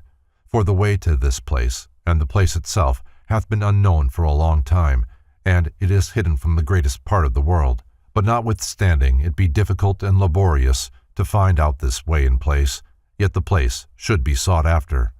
But it is not the will of God to conceal anything from those that are his, and therefore in this last age, before the final judgment comes, all these things shall be manifested to those that are worthy. As he himself, though obscurely lest it should be manifested to the unworthy, hath spoken in a certain place, there is nothing covered that shall not be revealed, and hidden that shall not be known. We therefore, being moved by the Spirit of God, do declare the will of God to the world, which we have also already performed and published in several languages.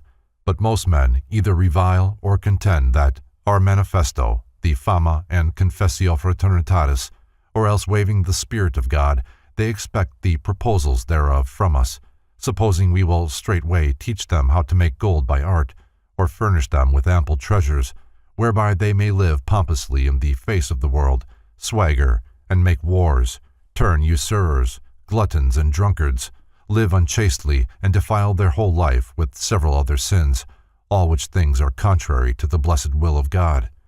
These men should have learnt from those 10 virgins, whereof 5 that were foolish demanded oil for their lamps, from those 5 that were wise, how that the case is much otherwise. It is expedient that every man should labor for this treasure by the assistance of God, and his own particular search and industry.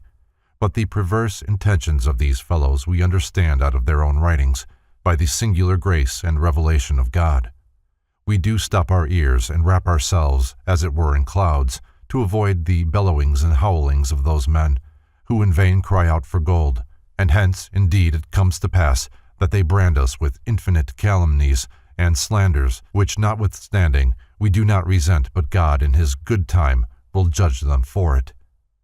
But after that, we had well known, though unknown to you, and perceived also by your writing how diligently you are to pursue the Holy Scripture, and seek the true knowledge of God. We have also above many thousands thought you worthy of some answer, and we signify this much to you by the will of God and the admonition of the Holy Ghost. There is a mountain situated in the midst of the earth, or center of the world, which is both small and great. It is soft, also above measure, hard and stony. It is far off and near at hand, but by the providence of God invisible. In it are hidden most ample treasures, which the world is not able to value. This mountain, by envy of the devil, who always opposeth the glory of God and the happiness of man, is compassed about with very cruel beasts and other ravenous birds, which make the way thither both difficult and dangerous, and therefore hitherto, because the time is not yet come, The way thither could not be sought after nor found out, but now at last the way is to be found by those that are worthy, but notwithstanding by every man's self-labor and endeavors. To this mountain you shall go in a certain night, when it comes, most long and most dark, and see that you prepare yourselves by prayer. Insist upon the way that leads to the mountain, but ask not of any man where the way lies. Only follow your guide, who will offer himself to you, and will meet you in the way, but you shall not know him. This guide will bring you to the mountain at midnight, when all things are silent and dark. It is necessary that you arm yourselves with a resolute, heroic courage, lest you fear those things that will happen, and so fall back. You need no sword, nor any other bodily weapons. Only call upon God sincerely and heartily.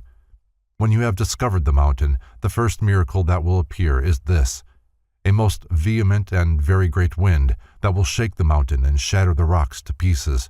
You shall be encountered also by lions and dragons and other terrible beasts, but fear not any of these things. Be resolute and take heed that you return not, for your guide who brought you thither will not suffer any evil to befall you. As for the treasure, it is not yet discovered, but it is very near. After this wind will come an earthquake that will overthrow those things which the wind hath left, and make all flat. But be sure that you fall not off. The earthquake being past, there shall follow a fire that will consume the earthly rubbish, and discover the treasure, but as yet you cannot see it. After all these things, and near the daybreak, there shall be a great calm, and you shall see the day star arise, and the dawning will appear, and you shall perceive a great treasure. The chiefest thing in it, and the most perfect, is a certain exalted tincture, with which the world, if it served God and were worthy of such gifts, might be tinged and turned into most pure gold. This tincture, being used as your guide shall reach you, will make you young when you are old, and you shall perceive no disease in any part of your bodies. By means of this tincture also you shall find pearls of that excellency which cannot be imagined. But do not you arrogate anything to yourselves because of your present power, but be contented with that which your guide shall communicate to you. Praise God perpetually for this his gift, and have a special care that you use it not for worldly pride, but employ it in such works which are contrary to the world. Use it rightly, and enjoy it so, as if you had it not. Live a temperate life, and beware of all sin, otherwise your guide will forsake you, and you shall be deprived of this happiness. For know this of a truth, whosoever abuseth this tincture, and lives not exemplary, purely and devoutly before men, he shall lose this benefit, and scarce any hope will there be left ever to recover it afterwards. If, as the Transcendentalists believe, the initiations into the fraternity of the Rose Cross were given in the invisible worlds which surround and interpenetrate the visible universe, it is not beyond the range of possibility that this allegory is to be considered in the light of an initiatory ritual, as well as an alchemical formula. As has been noted, it is difficult to secure a complete formula for any of the alchemical operations. The one presented here is the most nearly complete of any available. The collecting of the rays and energies of the celestial bodies as precipitated in dew is a process which Paracelsus used with great success. Bear constantly in mind that these processes are only for those who have been properly instructed in the secret art. A true revelation of the manual operation for the universal medicine commonly called the Philosopher's Stone, by the celebrated philosopher of Leyden, as attested upon his deathbed with his own blood, Anno Domini 1662, to my loving cousin and son, the true Hermetic philosopher. Dear loving cousin and son, although I had resolved never to give in writing to any person the secret of the ancient sages, yet notwithstanding out of peculiar affection and love to you, I have taken it upon me, to which the nearness of our relation obliges me, and especially because this temporal life is short, and art is very dark, and you may therefore not attain the wished-for end. But, my son, because so precious a jewel belongs not to swine, and also this great a gift of God, may be treated carefully and Christian-like, in consideration thereof I do so largely declare myself to thee. I conjure thee with hand and mouth sacredly, first, that most especially thou faithfully keep the same from all wicked, lustful, and criminal persons. Secondly, that thou exalt not thyself in any way. Thirdly, that thou seek to advance the honor of thy Creator in all things, and the good of thy neighbor. Preserve it sacredly, that thy Lord may not have cause to complain of thee at the last day. I have written here in this treatise such a part of the kingdom of heaven, just as I myself have worked this treasure, and finished it with my fingers. Therefore I have subscribed all this work with my blood, lying on my deathbed in Leyden. The process. In the name of God, take of the purest and cleanest salt, sea salt, so as it is made by the sun itself, such as is brought by shipping from Spain. I used salt that came from St. Uber. Let it be dried in a warm stove, grind it in a stone mortar, as fine as possible to a powder, that it may be so much the easier dissolved and taken up by our dew water, which is thus to be had in the months of May or June, when the moon is at the full. Observe when the dew falls with an east or southeast wind. Then you must have sticks about 1.5 feet high above the ground when driven in the earth. Upon 2 or 3 such sticks, lay some 4 square plates of glass, and as the dew falls, it easily fastens on the glass like a vapor. Then have glass vessels in readiness. Let the dew drain from the sides of the glasses into your vessels. Do this until you have enough. The full of the moon is a good season. Afterwards, it will be hard. The solar rays descending from the sun carry with them solar sulfur, the divine fire. These rays are crystallized by contact with the lunar rays. The solar rays are also met by the emanations pouring upward from the Earth's surface, and are thus still further crystallized into a partly tangible substance, which is soluble in pure water. This substance is the magical mountain of the moon, referred to in the RC letter. The crystallization of the solar and lunar rays in water, or dew, produces the virgin earth, a pure, invisible substance, uncontaminated by material matter. When the virgin earth crystals are wet, they appear green; when dry, white. The invisible magic mountain, from Philalethes, Lumen de Lumine. On page 24 of Lumen de Lumine, Eugenius Philalethes describes the magical mountain as follows. This is that emblematical magical type which Thalia delivered to me in the invisible Guyana. The first and superior part of it represents the mountains of the moon. The philosophers commonly call them the mountains of India, on whose tops grow their secret and famous lunaria. It is an herb easy to be found, but, for the fact that men are blind, discovers itself and shines after night like pearl. The earth of these mountains is very red and soft beyond all expression. It is full of crystal and rocks, which the philosophers call their glass and their stone. Birds and fish, they say, bring it to them. Of these mountains speaks Hali, the Arabian, a most excellent judicious author. Go, my son, to the mountains of India, and to their quarries or caverns, and take thence our precious stones which dissolve or melt in water, when they are mingled therewith. Much indeed might be spoken of these mountains, if it were lawful to publish their mysteries, but one thing I shall not forbear to tell you. They are very dangerous places after night, for they are haunted with fires and other strange apparitions, as I am told by the Magi, by certain spirits, which dabble lasciviously with the sperm of the world, and imprint their imaginations in, producing many times fantastic and monstrous generations. The access and pilgrimage to this place, with the difficulties which attend them, are faithfully and magisterially described by the brothers of R.C. See accompanying letter. Von Welling makes a suggestion for the extraction of the solar life from stagnant water, but is reticent both as to naming the essence extracted and also as to the various processes through which it must pass to be refined and increased in power. His hint, however, is both valuable and unusual. Take sweet, clean water and seal it in a large bottle, leaving about 1/4 empty. Place the bottle in the sun for some weeks until it rots, showing a precipitation in the bottom. This precipitation, when properly manipulated by distillation, will produce a clear, fiery, burning oil, the constituents and use of which are only known to the wise. The philosopher of Leyden continues, Now, when you have enough of your dew, close your glasses exactly, and keep it till you use it, that none of its spirits may evaporate, which may easily happen. Set it therefore in a cool place, that no warmth may come to it, or else the subtle spirit will rise and be gone, which will not so happen If, after you have fulfilled your glasses with dew quite full, you close them very well with wax. Now, in the name of God, take this dew water as much as thou wilt. Put in a clean dissolving glass, then cast a little of your forementioned powdered salt into it to be dissolved, and continue to put it in till your dew water will dissolve no more, or till the salt lies in it 4 days without being dissolved. Then it has enough, and unto your dew is given its proper powder. Of this compounded water take as much as thou wilt. I took about 1.5 pounds and put it into a round vial with a short neck.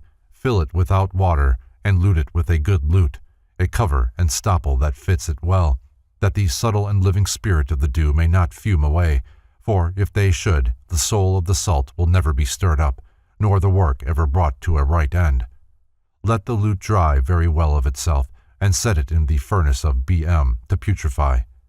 Make a slow fire, and let it digest for 40 days or 50, and that the fume of the water be continually round about it, and you will see your matter grow black, which is a token of its putrefaction. As soon as you have taken it out, have your dry furnace ready. Set your glass with the matter into an inner globe to coagulate. Give it a slow degree of fire. Continue it equally for 12 or 15 days, and your matter will begin to coagulate and to fasten round about your glass like a grey salt, which as soon as you see and before it 2 days, slacken the fire that it may cool leisurely. Then have in readiness your putrefying furnace as before. Set your glass therein, and give the same degree of fire as before. Let it stand 12 days, and again you will see the matter resolve, and open as before, and open itself, but you must every time see that the lute and your glass is not hurt. When you set your glass in the putrefying furnace, take care that the neck of your glass is covered with a wooden or glass stopper that fits it exactly, that the moisture of the water may not come at it. When you see it black, set your glass before to coagulate, and when it begins to be of a grayish color and whitish, set it in a 3rd time to putrefy, and coagulate to the 5th time until you see that your water in its dissolution is clean, pellucid, and clear, and that it appears in its calcination of a fine white, like snow. Then it is prepared and becomes a salt fixed, which will melt on a hot silver plate like wax. But before you set this your salt out, set it again in the furnace of putrefaction, that it may dissolve of itself. Then let it cool. Open your glass, and you will find your matter lessened a 3rd part. But instead of your former salt water, you will have a fine, sweet, and very penetrating water, which the philosophers have hid under very wonderful names. It is the mercury of all true philosophers, the water out of which comes gold and silver, for they say its father is gold and its mother is silver. Thus hast thou the strength of both of these luminaries conjoined in this water, most true in its right pondus. Prescription: 5 drops of this water taken inwardly strengthens the understanding and memory, and opens to us most wonderful and sweet things, of which no man hath heard, and of which I dare not further write, because of the oath I made God to the contrary. Time and the holy use of this blessed water will teach us, as soon as you have taken it inwardly, such influence will happen to thee, as if the whole heavens and all the stars with their powers are working in thee.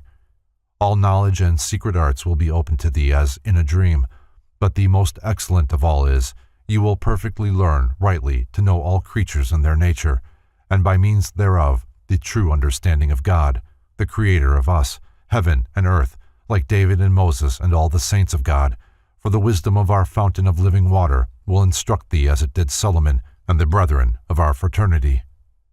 In his rare treatise on salt, sulfur, and mercury, Von Welling discloses a secret, not generally revealed in alchemical writings, namely that the alchemists were concerned not only with the transmutation of metals, but had a complete cosmological and philosophical system based upon the Kabbalah. According to Von Welling, the universal salt, in watery form, is a positive cure for all the physical ailments of mankind. It is in every living thing, but from some things it is more easily secured than from others. Especially is this true of virgin earth. It is the universal solvent, the alkahest. The same writer also states that in the first stages of its preparation, this salt will cure any and all diseases of the heart. The anonymous philosopher of Leyden continues, "Would you now proceed further with our blessed water to the forementioned intention of preparing a tincture for metals? Hearken, my son. Take in the name of the Lord, of thy paradisiacal water, of heavenly water of mercury, as much as thou wilt. Put it into a glass to dissolve, and set it in a slow heat of ashes, that it may just feel the warmth. Then have ready well-purified gold for the red, or silver for the white elixir, for in both the processes are the same. Let your gold or silver be beaten as thin as leaf gold. Cast it by degrees into your dissolving glass that contains your blessed water, as you did in the beginning with your salt, and it will melt like ice in warm water, and continue so to do till your gold or silver lie therein 4 days without dissolving. Then it has received its due pondus. Then put this dissolution as before into a round glass, fill it 2/3 parts full, seal it hermetically as before, let your sigillum be well dried. Set it in the furnace of balneum vapori, make a fire and let it remain 40 days, as before. Then will the gold or silver be dissolved radically, and will turn of the deepest black in the world, which, as soon as you see, have your other drying furnace in readiness. Continuing. Philosophers say there is no true solution of the body without a proceeding coagulation of the spirit, for they are interchangeably mixed in a due proportion, whereby the bodily essence becomes of a spiritual penetrating nature. On the other hand, the incomprehensible spiritual essential virtue is also made corporeal by the fire, because there is made between them so near a relation or friendship, like as the heavens operate to the very depth of earth, and producing from thence all the treasures and riches of the whole world. Admirandum naturae operationem in archidoxis cognitum. With this powder, you may as follows project on metals. Take 5 parts of fine gold or silver according as you work, and melt it in a crucible. Wrap up your medicine in wax, cast it therein, give a strong fire for an hour, then take the crucible out, as it were, calcined, then cast 1 part on 10 parts of imperfect metals, be it what it will, and the same will be immediately changed into purer metal than what is brought out of the mines and produced by melting. And when you augment it in strength and virtue by resolving and coagulating, the 5th time it will resolve itself in 3 days and be coagulated in 24 hours' time to an incredible and most highly pellucid stone or red shining burning coal. For the white work it will become like a white stream of lightning. Of this last coagulation take 1 part, cast it upon 5,000 of melted gold or silver as before. It changes the same into perfect medicine, 1 part whereof will tinge 100,000 parts of melted imperfect metals into the very finest gold or silver. So far I have brought, and further I would not come, for as I would set in the matter to distill 6 times in 12 hours, it subtilized so highly that the most part, like somewhat most wonderful to behold, passed through the glass, causing an inexpressible odoriferous smell. Take heed that it happens not to you. Many more wonders of this holy art might be added, namely, how to prepare therewith all sorts of precious stones, and other most admirable things, but it would require too great a book to express the whole, as it ought to be, especially as the art is endless and not to be apprehended with one view. And my purpose has been, loving cousin and son, devoutly to lead thee into the mysteries of nature and this holy science, and I have faithfully performed it. In conclusion, the letter states, Go thou to work as I have done before thee. Fear God, love thy neighbor from the bottom of thy soul sincerely. So will in the manual operation everything to thee, and when thou art at work therein, many of our brethren will reveal themselves to thee, of our holy order, privately. For I have on my part, the eternal God wrote the truth which I found out by prayer and searching into nature, which work I have seen with my eyes and with my hands extracted. Therefore also I have subscribed this testament with my own blood, the last day of my life on my deathbed. Actum Leyden, 27 March, 1662. The Hermetic and Alchemical Figures of Claudius de Domenico Celentano Vallisnovi. From a manuscript, written and illuminated at Naples, 1606. No better way can be found of introducing to the royal art a seeker after the mysteries of symbolical philosophy than to place at his disposal an actual example of alchemical writing. The text of this manuscript is as enigmatic as are its diagrams, but to him who will meditate upon the profound significance of both, the deeper issues of mysticism in due time will be made clear. An unknown person, through whose hands this manuscript passed, wrote thus of it.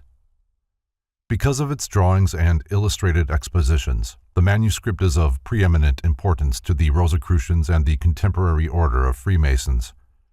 The first and larger part of the illustrations deals with the Hermetic philosophy, explaining its teachings and doctrines.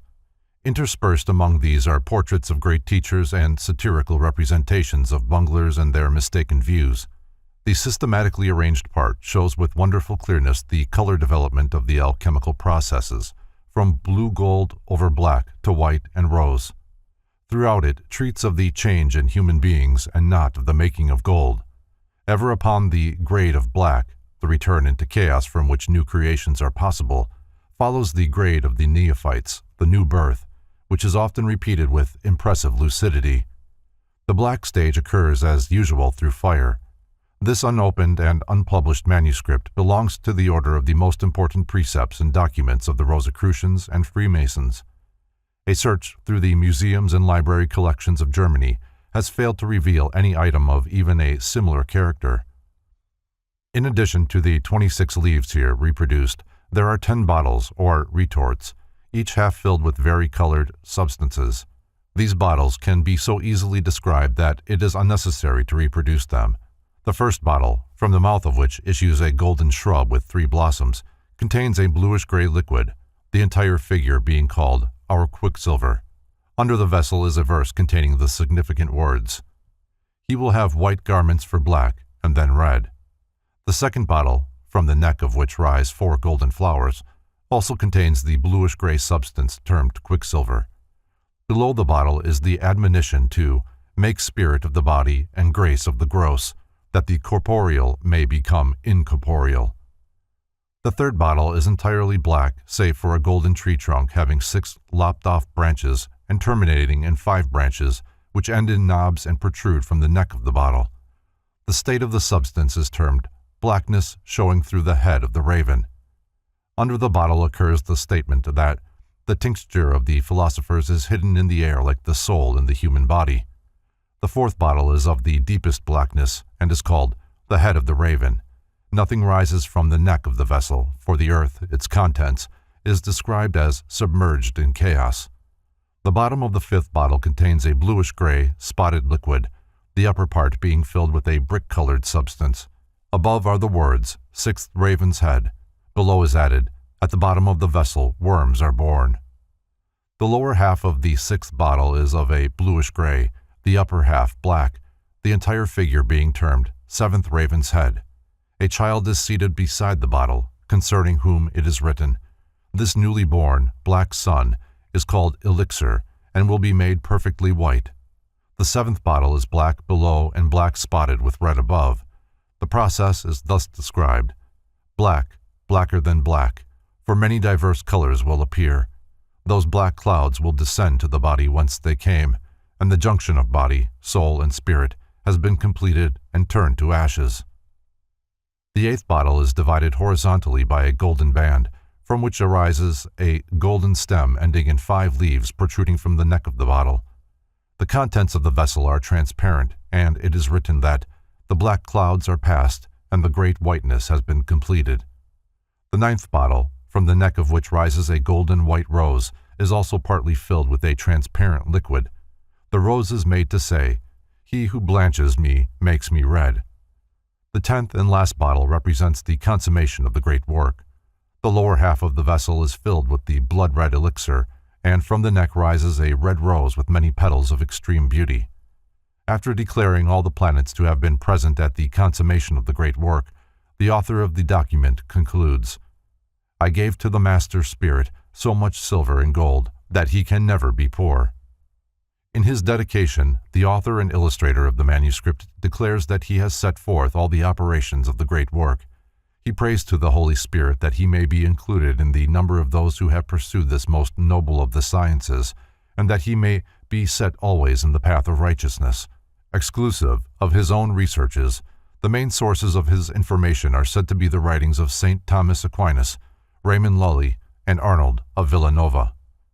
To protect themselves from the persecution of despotic theology, the medieval alchemists couched their philosophy in Christian terminology, although the great secrets of the art were derived largely from Egyptian or Arabian adepts.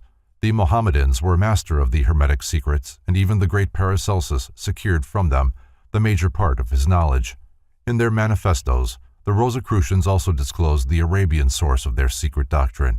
Hence, it should be borne in mind that the relating of the alchemical teachings to biblical symbolism was a gesture of expediency. In their search of the scriptures for the arcana of Israel, the Kabbalists substantiated in great measure the alchemical interpretations of the Bible, for the soul of alchemy is one with that of Kabbalism. Both schools have a common end, being wholly concerned with the mystery of human regeneration, despite apparent discrepancies in their symbolism.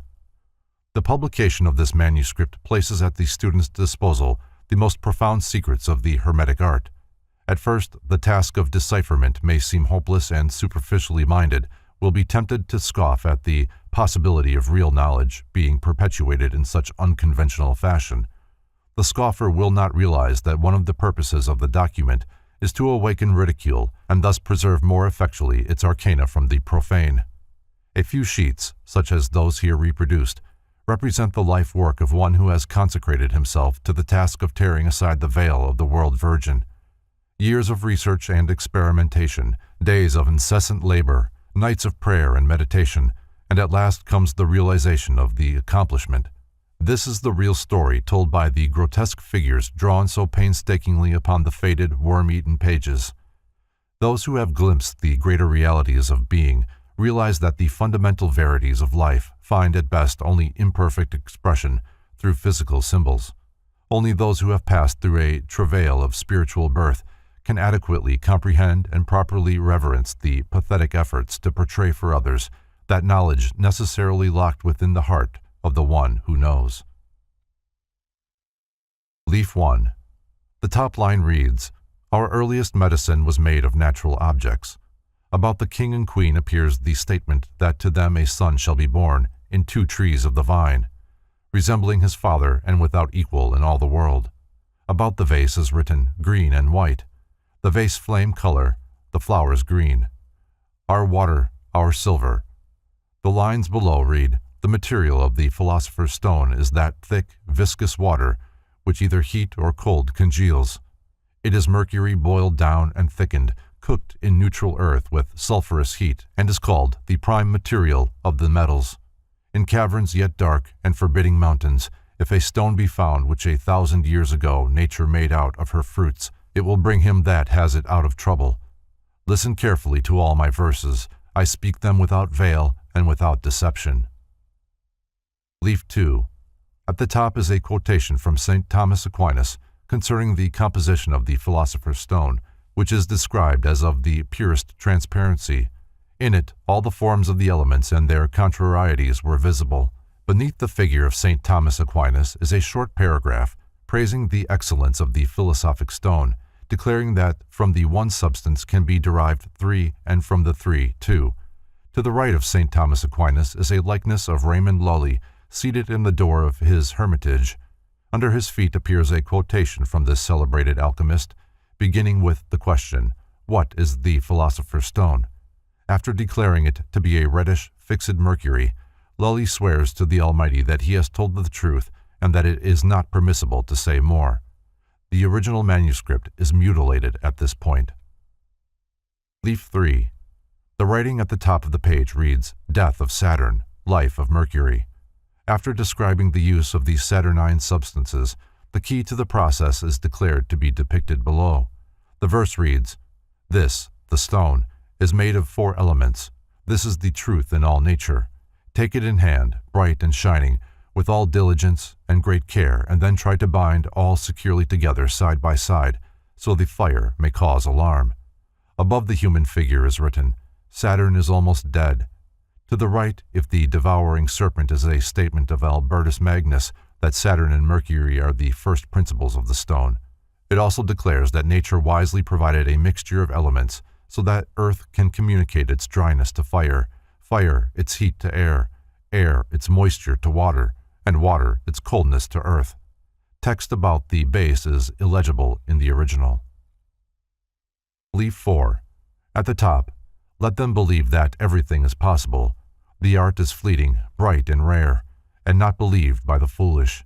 The words between the sun and crescent read, "It is hidden," and on the panel across the body, "The book of life and true treasury of the world." The panel to the left of the figure says, "Moving almost all," and the soul of its body returns to the place from which it had fled, and ripens 7 months or 9, and the king crowned with his diadem appears. The right panel states, "There are 3 Mercuries, animal, vegetable, and mineral." The text below is of such a cryptic nature that to translate it is well nigh impossible. It declares that by putting fire beneath the feet of the symbolic figure, it is possible to extract therefrom the sun and the moon, which the human body is shown elevating to a position of dignity above its head. Leaf 5. In the upper panel it is declared that the sunbird battles with the earth serpent, who, tearing out his own entrails, gives them to the bird. The spirit is vivified, and Lazarus with joy is raised from the dead. Above the bird is written, "This is the sun in the form of a bird," and above the dragon, "This is the dragon devouring the bird," the first operation. The panel of the text at the lower left reads in substance, "When our sperm, quicksilver, is mixed with the mother of elements, earth, the action is called coitus." The detention by the earth of a bit of quicksilver is called conception. The earth grows and multiplies, and the operation is called impregnation. When earth is whitened with water and made of uniform color and appearance, it is called birth, and the king is born out of the fire. The text at lower right was deliberately mutilated to conceal a too evident secret. Leaf 6. This plate shows all the secrets of the great stone. In the center stands the Paschal Virgin, in her hair the prime virtue, which is described as an herb flourishing in wells. The hands hold the symbols of the spiritual and material elements. The statement at the upper left is to the effect that there are 4 spirits with 2 faces, which are called the elements. At the upper right it is written that fire lives on air, air on water, water on earth, and thus the stone lives peacefully on all the pure elements. Under the sun appears the word summer, under the moon, autumn. About the tree on the left with its attendant eyes are the words, "Turn away your eyes to, from, the fire. There is space." About the tree to the right, "Open your eyes to the fire. There is time." The lower panel opens with this sentence, "I am exalted above the circles of the world." Leaf 7. The verse at the top reads, "This stone is so noble and worthy that nature has hidden it in her recesses. Its soul is all fair and pure, for it is the true sun. I inform you of this. Keep it removed, apart and separated. Whatever boon you crave, it will come to you bounteously, without sin, with pleasure and delight." The seated figure on the left, holding aloft the hammer, is described as breaking hard stone, while the words beside the man with the retort read, "Breaking of stone, our replenishment." Between the standing figures below is the exclamation, "O sages, seek, and ye shall find my stone." Under the outstretched hand of the man with a basket appear the words, "Draw out, sorarum," in the bottom. Below the pool which the man on the left is stirring appears the simple statement, "Our healing water." The faces of the 4 men are extremely well drawn. Leaf 8. Under the sun, moon, and Mercury are the words 3 and 1, an inference that the 3 are one. The words under the flower stems reads, "Whiteness, 40 days after ashes." Under the blossoms it is written, "Left, minor time of the stone." Right, the selected red. Between the arms of the central figure appears, "Let 1 pound of mercury be placed." To the left is written, "If you who read shall have known this figure, you will possess the whole science of the stone." To the right, "And if you do not acknowledge it, you will be stiff-necked and dull." Above the sun is the word, "Father." Above the Seder, ferment of the work. Beside the child is the sentence, "The son of the moon would throw the stone into the fire, his mother." Above the flaming basket is written, "I am the true stone." Under the central figure of the words, "A moderate fire is the master of the work." Leaf 9. In the upper left it is written that without the light of the moon, the sun does not heat the earth, and that into the moon the sun emits its fruits. In the upper right, the true herb of the philosophers is described, and it is thus declared that whoever believes in, and it shall be spiritually rich. The panel concludes thus: understand thoroughly what it is that the man has in either hand if you wish to be enlightened. The text to the left above the sun reads, entirely without the sun and moon, make die, dissolve, congeal, and like produces for itself like. The words to the right of the man holding the philosopher's herb declare sublimation to be the beginning, the middle, and the end of the great work. The last sentence reads, out of the sun and moon make a thing of equal parts, and by their union, God willing, let the philosopher's stone be made. Leaf 10. The two short lines of text at upper left read, some take a recent stone. The lines to the right of the symbol of Mars, iron, admonish the student to control his appetites and apply his mind to the accumulation of knowledge. No satisfactory translation can be found for the words under the outstretched arm of the man holding the upper part of the tree. The lower panel reads thus: after the stone has been well refined, it will appear to penetrate thoroughly. It should be put into its vessel with its water. Close it well with a little fire, and await the wonders of nature. The large red oval filling the lower half of the leaf is evidently the egg or vessel of the sages. The tree is a symbol of the growth of the sacred metals, for the alchemists affirmed that the metals are like plants and grow in the rocks, spreading their branches, or veins, through the interstices. Leaf 11. The fount is described as that from which the two mercuries of the philosophers are extracted. At the upper left is described the white mercury, and at the right the red mercury. The text about the fountain declares that Saturn collects the white mercury, which is called the water of earth, and the earth collects the red mercury, which is called the water of heaven. The text to the left of the frog reads, through him who created the heavens and the earth, I am the philosopher's stone, and in my body I carry something the wise seek. If such a charm be extracted from me, it will be a sweet refreshment for you. I am an animal having father and mother were created, and in my body are contained the 4 elements, and I am before father and mother, and I am a poisonous animal. The lines at the right describe distilling and calcining processes. Leaf 12. The 3 words at the top read, this is nature. The lines above the donkey read, this is the philosopher's donkey who wished to rise to the practice of the philosopher's stone. The 3 lines below the animal are translated, frogs gather in multitudes, but science consists of clear water made from the sun and moon. The text under the symbolic bird is as follows: this is fortune with 2 wings. Whosoever has it knows that fruit will, in such a way, be produced. A great philosopher has shown that the stone is a certain white sun, to see which needs a telescope. To dissolve it in water requires the sun and moon, and here one must open 200 telescopes, putting body and soul in one mass. And here is lost the mass. Other sages cook the frogs and add nothing, if the juice of the wise you wish to enjoy. To the Greeks, the frog symbolized both metempsychosis and earthly humidity. Leaf 13. This page contains but 2 figures. At the left stands Morianus, the philosopher, pointing towards the salamander who lives and grows in fire. Morianus, who was born in the 12th century, became the disciple of the great Arabian alchemist Adfar, from whom he learned the hermetic arts. Morianus prepared the philosophical elixir for the Sultan of Egypt, inscribing upon the vase in which he placed the precious substance the words, "He who possesses all has no need of others." He spent many years as a hermit near Jerusalem. The lines below the salamander are, "Let the fire be of a perfect red color, the earth white, the water clear. Then compound them by philosophical means, and calcine them as many times with the water which the body had, as to return it white by its kindness. Having done this, you will have the greatest treasure in the world." Leaf 14.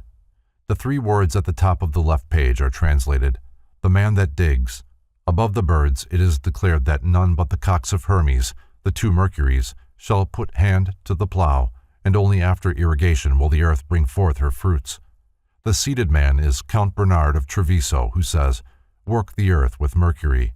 See chapter on alchemy and its exponents. The 3 sentences to the Count's left read, "Go to the fire, and with mercury, thy brother, await me for a month. Crumble the stone I gave thee, and I shall go to the fire. Thy death, my life, I shall not die, but, living, tell of the works of this my master. Bernard of Treviso, in his alchemical speculation, emphasized the necessity of meditation upon the philosophical writings of the great adepts rather than chemical experimentation. He ultimately discovered the stone. Leaf 15. The first sentence reads, "The fruit of plants by virtue of the sun, our stone." The boy holding the dish is made to say, "Drink here, all ye that are athirst. Come unto me, run to the waters. Here drink, without price, and drink your fill. Open your eyes and see the wonders of the earth. They learn, my thirsty 20:4. Beneath the boy are the words, "In the beginning God created the heavens and the earth, and divided the waters from the waters. Bless the waters which are above the heavens." The circle contains this statement, "The earth, without form and void, out of the stars come the rains." The lower left panel continues the alchemical process, ending with admonition to renounce this misery of worldly existence. Above is a prayer to the Virgin Mary, which opens thus, "Hail Mary, full of grace, the Lord be with thee. Blessed thou among women." Leaf 16. The first sentence reads, "The dead bodies remain. The spirits are freed by the death in the bodies. You will ride with that death with a scythe, and the light of the sun, the moon, and the fixed stars." Over the scythe is written, "Subject to the sun, the moon, and Azoth. Complete the work." The 4 words in the curve of the scythe blade say, "Man's head, head of raven." The 3 lines to the right are interpreted thus. This figure is called Leighton, for it looks black in a vessel and is the beginning of corruption. The text below the ladder states, "This is the ladder of primitive matter, which, when placed in a vessel, turns black. It gradually changes to white by the scale, or ladder, of digestion, according to the degree of heat. Here is a ladder used to signify the natural steps up which matter must ascend before it can attain to a truly spiritual state." Leaf 17. The verse at the top of the page reads, "Not only must this material be fixed, but it must be allowed to enter into everything, so that this material may be well completed and have infinite virtue. Then, by making it thick, it becomes at once all white. Sublimation from white, it becomes shining." Above the sun are the words, "God and nature do nothing in vain." The man on the left is a medieval conception of Hermes, the great Egyptian philosopher. The one on the right is Christopher, the philosopher of Paris. Above the latter is written, "If the stone is black, it is not useless." The words over the retort are, "There is air, fire, water, and earth." Below is added, "A dissolution of the body is the first step." The curious chemical apparatus must be considered purely symbolic in this work, and, as its author himself says, is intended to give only a hint of the art. Leaf 18. At the left, holding a book, stands Aristotle, who is described as the most learned of all the Greeks. The tree surmounted by the sun and moon is accompanied by the words, "When the stone is dead, that is changed to water. In this it will produce flowers." Beneath Aristotle and the prostrate human figure from which rises the flowering tree are these statements. "He who makes everything descend from heaven to earth, and then ascend from earth to heaven, has information about the stone. For in Mercury there is something the wise seek, not invoked except by white or red ferment." The first part of this quotation is based upon the emerald tablet of Hermes. In ordinary man, the spirit is figuratively absorbed by the body, but in the true philosopher, the spirit is so greatly increased in power that it absorbs into itself and is nourished by man's corporeal body. Leaf 19. At the top it reads, "He that comes to know this figure will have knowledge of the stone." The seated man probably represents Paracelsus. To his right are the words, "I am neither tree nor animal, nor stone nor vegetable, but the philosopher's stone, trampled on by men, cast into the fire by my Father, and in fire I rejoice." The 4 words to the left say, "In dryness is the stone." Below the man is the philosophic egg containing the words, "It is the end in which the beginning rests." The capital T stands for tincture. The text to the right states, "In stone it is formed," as Gerber writes in his book very learnedly, and possessing so much of its nature that it changes into clear, living water, and it has the power to make folks rich, satisfied, and free from all cares, so they will be always happy if they attain by their wit to the secret. Leaf 20. At the top is written, "Rains are made by 6 stars." Under the inverted man it reads, "Receive new spirit. Arise, for you are asleep." The 2 sentences about the large figure read, "Remember Mercury, for ashes thou art, and unto ashes thou shalt return. I thirst, and am dead."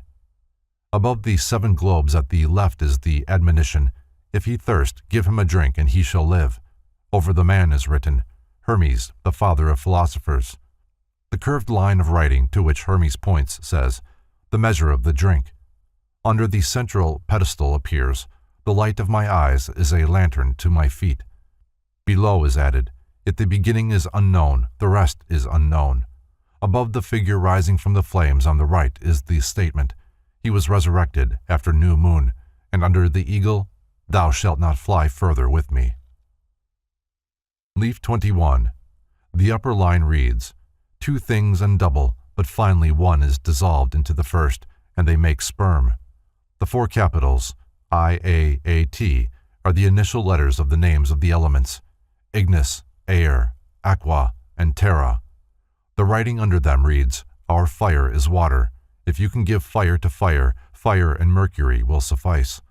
Along the arm appear the words, "The art of the stone is," and on the ribbon, "Swift, brief, bright, and rare."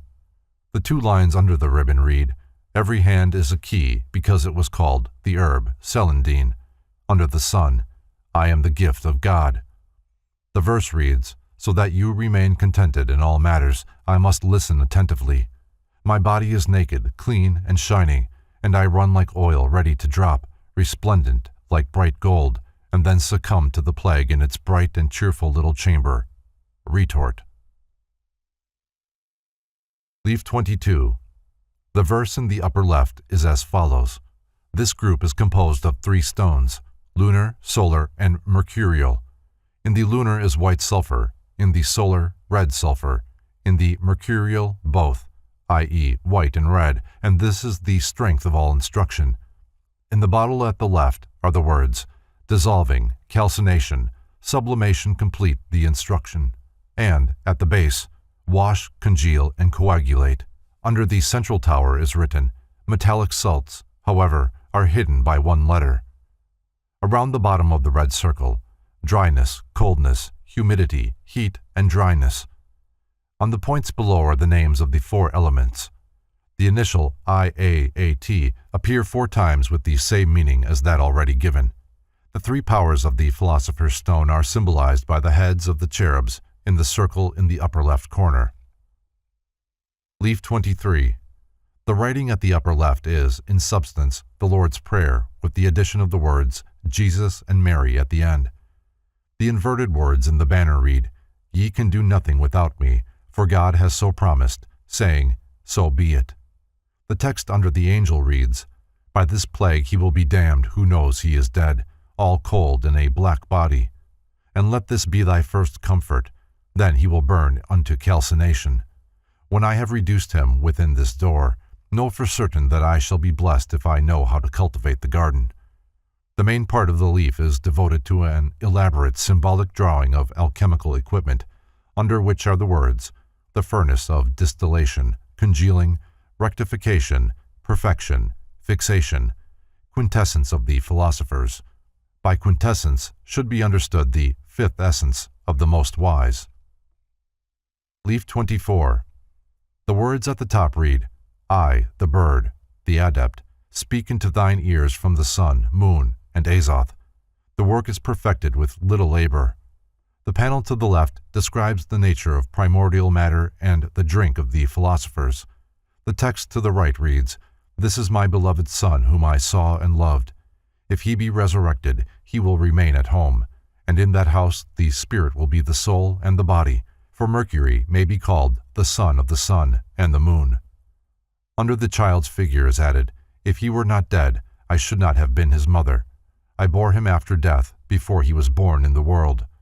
Under my feet I have what was his, and out of me and my son, and the foundation of my feet, the philosopher's stone is made. At the lower left, the three constituents of the stone are shown elevated upon a pedestal to signify their dignity. Leaf 25. Above the figure of the queen are 3 lines stating, in substance, that in the beginning of the book it was written of her that from her maternal breasts she nourished the sun, and that he who was capable of converting her into primal matter possessed rare skill.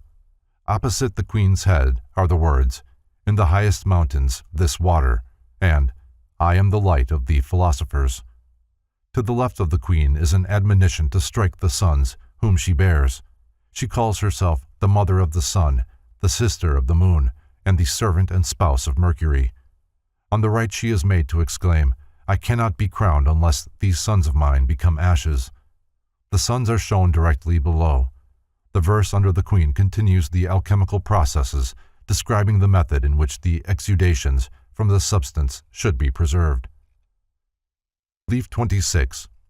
This page, which concludes that part of the Hermetic manuscript bearing the symbols of the secret work, contains a number of emblems not directly correlated. At the top is the head of the king, the most common of alchemical figures. To the right of the king is an alchemical vessel designated the Hermetic seal. Below is the head of a ferocious bird, here designated a griffin. To the left of the king is a headless figure elevating a sun or spiritual face. This figure is the world, which must be headless, since its spiritual and rational part is not material and consequently is invisible. Below is a circle unaccompanied by descriptive matter. Directly under the king's head is a vase of flowers, in which rises the golden plant of the philosophers. At the bottom of the page is additional alchemical equipment, this also being termed a Hermetic seal. The Chemical Marriage. The self-admitted author of The Chemical Marriage, Johann Valentin Andrei, born in Württemberg in 1586, was 28 years of age when that work was first published. It was presumably written about 12 years prior to its publication, or when the author was 15 or 16 years old.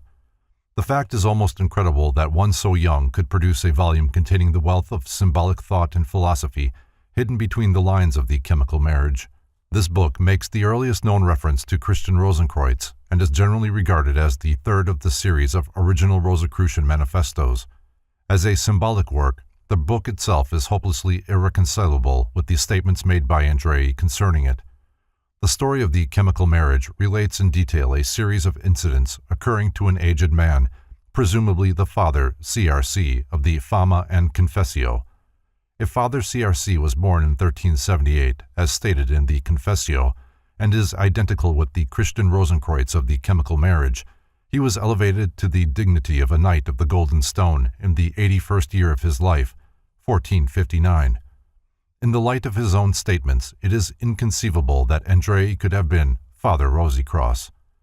Many figures found in the various books on symbolism published in the early part of the 17th century bear a striking resemblance to the characters and episodes in The Chemical Marriage.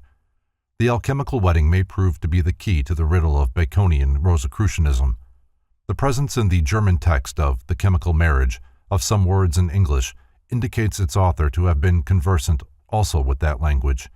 The following summary of the main episodes of the 7 days of The Chemical Marriage will give the reader a fairly comprehensive idea of the profundity of its symbolism. The first day. Christian Rosenkreuz, having prepared in his heart the Paschal lamb together with a small unleavened loaf, was disturbed while at prayer one evening before Easter by a violent storm which threatened to demolish not only his little house but the very hill on which it stood. In the midst of the tempest he was touched on the back, and, turning, he beheld a glorious woman with wings filled with eyes and robed in sky-colored garments spangled with stars. In one hand she held a trumpet, and in the other a bundle of letters in every language. Handing a letter to CRC, she immediately ascended into the air, at the same time blowing upon her trumpet a blast which shook the house. Upon the seal of the letter was a curious cross and the words, "In hoc signo vinces." Within, traced in letters of gold on an azure field, was an invitation to a royal wedding. CRC was deeply moved by the invitation because it was the fulfillment of a prophecy which he had received 7 years before, but so unworthy did he feel that he was paralyzed with fear. At length, after resorting to prayer, he sought sleep. In his dreams he found himself in a loathsome dungeon with a multitude of other men, all bound and fettered with great chains. The grievousness of their sufferings was increased as they stumbled over each other in the darkness. Suddenly, from above came the sound of trumpets. The cover of the dungeon was lifted, and a ray of light pierced the gloom. Framed in the light stood a hoary-headed man, who announced that a rope would be lowered 7 times, and whoever could cling to the rope would be drawn up to freedom. Great confusion ensued. All sought to grasp the rope, and many were pulled away from it by others. CRC despaired of being saved, but suddenly the rope swung towards him, and, grasping it, he was raised from the dungeon. An aged woman called the Ancient Matron wrote in a golden yellow book the names of those drawn forth, and each of the redeemed was given for remembrance a piece of gold bearing the symbol of the sun and the letters DLS. CRC, who had been injured while clinging to the rope, found it difficult to walk. The aged woman bade him not to worry, but to thank God who had permitted him to come into so high a light. Thereupon trumpets sounded, and CRC awoke, but so vivid was the dream that he was still sensible of the wounds received while asleep. With renewed faith, CRC arose and prepared himself for the hermetic marriage. He donned a white linen coat and bound a red ribbon crosswise over his shoulders. In his hat he stuck 4 roses, and for food he carried bread, water, and salt. Before leaving his cottage, he knelt and vowed that whatever knowledge was revealed to him he would devote to the service of his neighbor. He then departed from his house with joy. The 2nd day. As he entered the forest surrounding his little house, it seemed to CRC that all nature had joyously prepared for the wedding. As he proceeded singing merrily, he came to a green heath in which stood 3 great cedars, one bearing a tablet with an inscription describing the 4 paths that led to the palace of the king. The first short and dangerous, the second circuitous, the third a pleasant and royal road, and the 4th suitable only for incorruptible bodies. Weary and perplexed, CRC decided to rest, and cutting a slice of bread, was about to partake thereof when a white dove begged it from him. The dove was at once attacked by a raven, and in his efforts to separate the birds, CRC unknowingly ran a considerable distance along one of the 4 paths, that leading southward. A terrific wind preventing him from retracing his steps, the wedding guest resigned himself to the loss of his bread and continued along the road until he espied in the distance a great gate. The sun being low, he hastened toward the portal, upon which, among other figures, was a tablet bearing the words, Procul hinc procul ite profani. A gatekeeper in sky-colored habit immediately asked CRC for his letter of invitation, and, on receiving it, bade him enter and requested that he purchase a token. After describing himself as a brother of the Red Rosy Cross, CRC received in exchange for his water bottle a golden disc bearing the letters SC. Night drawing near, the wanderer hastened on to a 2nd gate, guarded by a lion, and to which was affixed a tablet with the words Det et debitur volis, where he presented a letter given him by the first gatekeeper. Being urged to purchase a token bearing the letters SM, he gave his little package of salt, and then hastened on to reach the palace gates before they were locked for the night. A beautiful virgin called Virgo Lucifera was extinguishing the castle lights as CRC approached, and he was barely able to squeeze through the closing gates. As they closed, they caught part of his coat, which he was forced to leave behind. Here his name was written in the Lord Bridegroom's little vellum book, and he was presented with a new pair of shoes, and also a token bearing the letters SPN.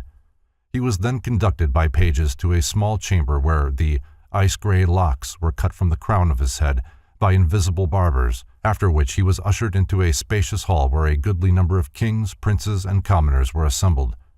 At the sound of trumpets, each seated himself at the table, taking a position corresponding to his dignity, so that CRC received a very humble seat. Most of the pseudo-philosophers present being vain pretenders, the banquet became an orgy, which, however, suddenly ceased at the sound of stately and inspired music. For nearly half an hour no one spoke. Then, amidst a great sound, the door of the dining hall swung open, and thousands of lighted tapers, held by invisible hands, entered. These were followed by the 2 pages lighting the beautiful Virgo Lucifera seated on a self-moving throne. The white and gold-robed Virgin then rose and announced that, to prevent the admission of unworthy persons to the mystical wedding, a set of scales would be erected the following day, upon which each guest would be weighed to determine his integrity. Those unwilling to undergo this ordeal, she stated, should remain in the dining hall. She then withdrew, but many of the tapers stayed to accompany the guests to their quarters for the night. Title page of 1616 edition of Chemische Hochzeit, Christian Rosenkreuz, from Rosenkreuz's Chemical Marriage. The most remarkable of all the publications involved in the Rosicrucian controversy is that of the Chemical Marriage, published in Strasbourg. This work, which is very rare, should be reproduced in exact facsimile to provide students with the opportunity of examining the actual text for the various forms of cipher employed. Probably no other volume in the history or literature created such a profound disturbance as this unpretentious little book. Immediately following its publication, the purpose for which the volume was intended became the subject of popular speculation. It was both attacked and defended by theologians and philosophers alike. But when the various contending elements are simmered down, the mysteries surrounding the book remain unsolved. That its author was a man of exceptional learning was admitted, and it is noteworthy that those minds which possessed the deepest understanding of nature's mysteries were among those profoundly impressed by the contents of the Chemical Marriage. Most of those present were presumptuous enough to believe that they could be safely weighed, but 9, including CRC, felt their shortcomings so deeply that they feared the outcome and remained in the hall while the others were led away to their sleeping chambers. These 9 were bound with ropes and left alone in the darkness. CRC then dreamed that he saw many men suspended over the earth by threads, and among them flew an aged man who, cutting here and there a thread, caused many to fall to earth.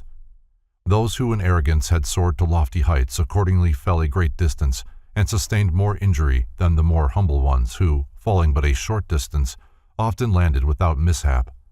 Considering this dream to be a good omen, CRC related it to a companion, continuing in discourse with him until dawn. The 3rd day. Soon after dawn, the trumpets sounded the Virgo Lucifera, arrayed in red velvet, girded with a white sash and crowned with a laurel wreath, entered accompanied by 200 men in red and white livery. She intimated to CRC and his 8 companions that they might fare better than the other self-satisfied guests. Golden scales were then hung in the midst of the hall, and near them were placed 7 weights, 1 good-sized, 4 small, and 2 very large. The men in livery, each carrying a naked sword and a strong rope, were divided into 7 groups, and from each group was chosen a captain, who was given charge of one of the weights. Having remounted her high throne, Virgo Lucifera ordered the ceremony to begin. The first to step on the scales was an emperor so virtuous that the balances did not tip until 6 weights had been placed upon the opposite end. He was therefore turned over to the 6th group. The rich and poor alike stood upon the scales, but only a few passed the test successfully. To these were given velvet robes and wreaths of laurel, after which they were seated upon the steps of Virgo Lucifera's throne. Those who failed were ridiculed and scourged.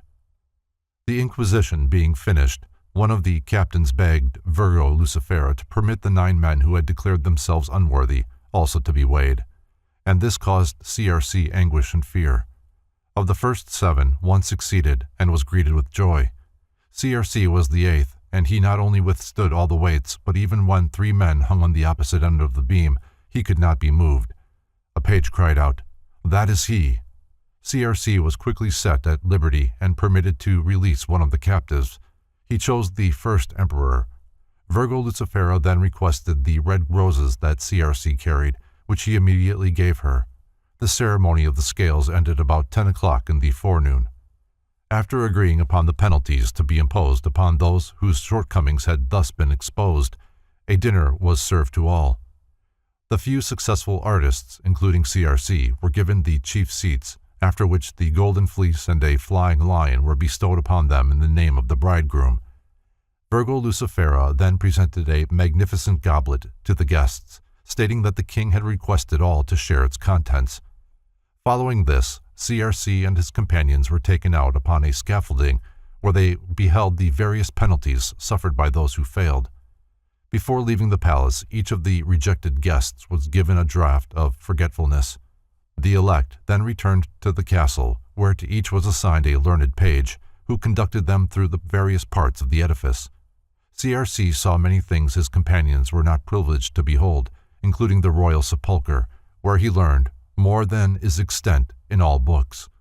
He also visited a magnificent library and an observatory containing a great globe 30 feet in diameter and with all the countries of the world marked upon it. At supper, the various guests propounded enigmas, and CRC solved the riddle which Virgo Lucifera asked concerning her own identity. Then entered the dining hall 2 youths and 6 virgins beautifully robed, followed by a 7th virgin wearing a coronet. The latter was called the Duchess and was mistaken for the Hermetic Bride. The Duchess told CRC that he had received more than the others, therefore should make a greater return. The Duchess then asked each of the virgins to pick up one of the 7 weights which still remained in the room. To Virgo Lucifera was given the heaviest weight, which was hung in the Queen's chamber during the singing of a hymn. In the 2nd chamber, the 1st virgin hung her weight during a similar ceremony. Thus they proceeded from room to room until the weights had been disposed of. The Duchess then presented her hand to CRC and his companions, and, followed by her virgins, withdrew. Pages then conducted the guests to their sleeping chambers. The one assigned to CRC was hung with rare tapestries and with beautiful paintings. The 4th day. After washing and drinking in the garden from a fountain which bore several inscriptions, among them one reading, "Drink, brothers, and live," the guests, led by Virgo Lucifera, ascended the 365 steps of the royal winding stairs. The guests were given wreaths of laurel and, a curtain being raised, found themselves in the presence of the king and queen. CRC was awestruck by the glory of the throne room, and especially by the magnificence of the queen's robes, which were so dazzling that he could not gaze upon them. Each guest was presented to the king by one of the virgins, and after this ceremony the Virgo Lucifera made a short speech in which she recited the achievements of the honest artists and begged that each be questioned as to whether she had properly fulfilled her duty. Old Atlas then stepped forward, and in the name of their royal majesties greeted the intrepid band of philosophers and assured Virgo Lucifera that she should receive a royal reward. The length of the throne room was 5 times its width. To the west was a great porch in which stood 3 thrones, the central one elevated. On each throne sat 2 persons. On the first, an ancient king with a young consort. On the third, a black king with a veiled matron beside him. And on the central throne, 2 young persons over whose heads hung a large and costly crown, about which hovered a little Cupid who shot his arrows first at the 2 lovers, and then about the hall. Before the queen, a book bound in black velvet lay on a small altar, on which were golden decorations. Beside this were a burning candle, a celestial globe, a small striking watch, a little crystal pipe from which ran a stream of clear blood-red liquor, and a skull with a white serpent crawling in and out of the orbits. After their presentations, the guests retired down the winding stairs to the great hall. Key to the Great Philosophical Secret, from Ashmole's Theatrum Chemicum Britannicum. This plate, which is the key to mystic Christian alchemy, is missing from almost every copy of the Theatrum Chemicum Britannicum, a work compiled by Elias Ashmole and containing about a score of pieces by English poets treating of the Philosopher's Stone and the Hermetic Mysteries. In view of the consistent manner in which the plate disappeared, it is possible that the diagram was purposely removed because it revealed too plainly the Rosicrucian arcana. Worthy of notice also is the care with which owners' names have been effaced from early books pertaining to alchemy and Hermeticism. The original names are usually rendered illegible, being covered with heavy ink lines, the procedure often seriously defacing the volume. While an occasional exception is found, in practically every instance the mutilated books either deal with Rosicrucianism or contain cryptic writings of suspected Rosicrucian origin. It is presumed that this practice of obliterating the owners' names was to prevent the early Rosicrucians and Hermetists from being discovered through the volumes composing their libraries. Elias Ashmole's plate shows the analogies between the life of Christ and the 4 grand divisions of the alchemical process. Herein is also revealed the teaching that the Philosopher's Stone itself is a macrocosm and a microcosm, embodying the principles of astronomy and cosmogony, both universal and human. Later, the Virgo Lucifera announced that a comedy was to be performed for the benefit of the 6 royal guests in a building called the House of the Sun. CRC and his companions formed part of the royal procession, which after a considerable walk arrived at the theater. The play was in 7 acts, and after its happy ending all returned through the garden and up the winding stairs to the throne room. CRC noticed the young king was very sad, and that at the banquet following he often sent meat to the white serpent in the skull. The feast over, the young king, holding in his hand the little black book from the altar, asked the guests if they would all be true to him through prosperity and adversity, and when they tremblingly agreed, he asked that each should sign his name in the little black book as proof of his fealty. The royal persons then drank from the little crystal fountain, the others afterwards doing likewise. This was called the draught of silence. The royal persons then sadly shook hands with all present. Suddenly a little bell tinkled, and immediately the kings and queens took off their white garments and donned black ones. The room was hung in sable draperies, and the tables were removed. The eyes of the royal persons were bound with 6 black taffeta scarfs, and 6 coffins were placed in the center of the room. An executioner, a Moor, robed in black and bearing an axe, entered and beheaded in turn each of these 6 royal persons. The blood of each was caught in a golden goblet, which was placed in the coffins with the body. The executioner was also decapitated, and his head placed in a small chest. The Virgo Lucifera, after assuring CRC and his companions that all should be well if they were faithful and true, ordered the pages to conduct them to their rooms for the night while she remained to watch with the dead. About midnight, CRC awakened suddenly, and, looking from his window, beheld 7 ships sailing upon a lake. Above each hovered a flame. These he believed to be the spirits of the beheaded. When the ships reached shore, the Virgo Lucifera met them, and on each of these 6 vessels was placed a covered coffin. As soon as the coffins had been thus disposed of, the lights were extinguished, and the flames passed back over the lake, so that there remained but one light for a watch in each ship.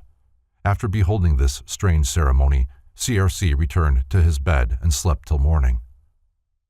The 5th day. Rising at daybreak and entreating his page to show him other treasures of the palace, CRC was conducted down many steps to a great iron door bearing a curious inscription, which he carefully copied. Passing through, he found himself in the royal treasury, the light in which came entirely from some huge carbuncles. In the center stood the triangular sepulchre of Lady Venus. Lifting a copper door in the pavement, the page ushered CRC into a crypt where stood a great bed upon which, when his guide had raised the coverlets, CRC beheld the body of Venus. Led by his page, CRC then rejoined his companions, saying nothing to them of his experience. Virgo Lucifera, robed in black velvet and accompanied by her virgins, then led the guests out into the courtyard where stood 6 coffins, each with 8 pallbearers. CRC was the only one of the group of artists who suspected the royal bodies were no longer in these coffins. The coffins were lowered into graves, and great stones rolled over them. The Virgo Lucifera then made a short oration in which she exhorted each to assist in restoring the royal persons to life, declaring that they should journey with her to the Tower of Olympus, where the medicines necessary to the resurrection of the 6 royal persons could alone be found. CRC and his companions followed Virgo Lucifera to the seashore, where all embarked on 7 ships disposed according to a certain strange order. As the ships sailed across the lake and through a narrow channel into the open sea, they were attended by sirens, nymphs, and sea goddesses, who in honor of the wedding presented a great and beautiful pearl to the royal couple. When the ships came in sight of the Tower of Olympus, Virgo Lucifera ordered the discharge of cannon to signal their approach. Immediately a white flag appeared upon the tower, and a small gilded pinnace, containing an ancient man, the warden of the tower, with his white-clad guards, came out to meet the ships. The Tower of Olympus stood upon an island which was exactly square, and was surrounded by a great wall. Entering the gate, the group was led to the bottom of the central tower, which contained an excellent laboratory where the guests were fain to beat and wash plants, precious stones, and all sorts of things, extract their juice and essence, and put these latter into glasses. Virgo Lucifera set the artists to work so arduously that they felt they were mere drudges. When the day's work was finished, Each was assigned a mattress on the stone floor. Being unable to sleep, CRC wandered about contemplating the stars. Chancing upon a flight of steps leading to the top of the wall, he climbed up and looked out upon the sea. Remaining here for some time, about midnight he beheld 7 flames, which, passing over the sea towards him, gathered themselves on the top of the spire of the central tower. Simultaneously the winds arose, the sea became tempestuous, and the moon was covered with clouds. With some fear, CRC ran down the stairs and returned to the tower, and, lying down on his mattress, was lulled to sleep by the sound of a gently flowing fountain in the laboratory. The 6th day. The next morning the aged warden of the tower, after examining the work performed by the wedding guests in the laboratory and finding it satisfactory, caused ladders, ropes, and large wings to be brought forth, and addressed the assembled artists thus: "My dear sons, one of these 3 things must each of you this day constantly bear about with him." Lots were cast, and to CRC, much to his chagrin, fell a heavy ladder. Those who secured wings had them fastened to their backs so cunningly that it was impossible to detect that they were artificial. The aged warden then locked the artists in the lower room of the tower, but in a short time a round hole was uncovered in the ceiling, and Virgo Lucifera invited all to ascend. Those with wings flew at once through the opening, those with ropes had many difficulties, while CRC with his ladder made reasonable speed. On the 2nd floor, the wedding guests, musicians, and Virgo Lucifera gathered about a fountain-like contrivance containing the bodies of the 6 royal persons. The universe created by the dual principle of light and darkness. From Floods, Philosophia Mosaica. The supreme deity is symbolized by the small globe at the top, which is divided into 2 hemispheres, the dark half representing the divine darkness with which the deity surrounds himself, and which serves as his hiding place. The radiant hemisphere signifies the divine light which is in God and which, pouring forth, manifests as the objective creative power. The dark globe to the left, and beneath the dark half of the upper sphere, signifies the potential darkness which was upon the face of the primordial deep, and within which moved the Spirit of God. The light globe to the right is the deity who is revealed out of the darkness. Here the shining word has dissipated the shadows, and a glorious universe has been formed. The divine power of this radiant globe is cognizable to man as the sun. The large light and a dark section represents the created universes partaking of the light and darkness which are in the nature of the Creator. The dark half represents the deep, or chaos, the eternal waters pouring forth out of the deity. The light half circle, containing the figure of Apollo, represents the diurnal hemispheres of the world, which, in the ancient mysteries, was ruled over by Apollo. The dark half circle is the nocturnal hemisphere, ruled over by Dionysus, whose figure is faintly visible in the gloom. Virgo Lucifera then placed the Moor's head in a kettle-like receptacle in the upper part of the fountain and poured upon it the substances prepared on the previous day in the laboratory. The virgins placed lamps beneath. These substances, when they boiled, passed out through holes in the sides of the kettle, and, falling upon the bodies in the fountain below, dissolved them. The 6 royal bodies having been reduced thus to a liquid state, a tap was opened in the lower end of the fountain, and the fluid drained into an immense golden globe, which, when filled, was of great weight. All but the wedding guests then retired, and shortly a hole in the ceiling opened as before, and the guests ascended pell-mell to the 3rd floor. Here the globes were suspended by a strong chain. The walls of the apartment were of glass, and mirrors were so arranged that the sun's rays were concentrated upon the central globe, thus causing it to become very hot. Later, the sun's rays were deflected and the globe permitted to cool, after which it was cut open with a diamond, revealing a beautiful white egg. Carrying this with her, Virgo Lucifera departed. The guests, having ascended through another trapdoor, found themselves upon the 4th floor, where stood a square kettle filled with silver sand warmed by a gentle fire. The great white egg was placed upon the warm sand to mature. In a short time it cracked, and there emerged an ugly, ill-tempered bird which was fed with the blood of the beheaded royal persons, diluted with prepared water. At each feeding its feathers changed color. From black they turned to white, and at last they became varicolored, the disposition of the bird improving the while. Dinner was then served, after which Virgo Lucifera departed with the bird. The guests ascended with ropes, ladders, and wings to the 5th floor, where a bath colored with fine white powder had been prepared for the bird, which enjoyed bathing in it until the lamps placed beneath the bath caused the water to become uncomfortably warm. When the heat had removed all the bird's feathers, it was taken out, but the fire continued until nothing remained in the bath save a sediment in the form of a blue stone. This was later pounded up and made into a pigment. With this, all of the bird except the head was painted. The guests thereupon ascended to the 6th floor, where stood a small altar resembling that in the king's throne room. The bird drank from the little fountain and was fed with the blood of the white serpent, which crawled through the openings in the skull. The sphere by the altar revolved continuously. The watch struck 1, 2, and then 3, at which time the bird, laying its neck upon the book, suffered itself to be decapitated. Its body was burned to ashes, which were placed in the box of a cypress wood. Virgo Lucifera told CRC and 3 of his comrades that they were lazy and sluggish laborateurs and would therefore be excluded from the 7th room.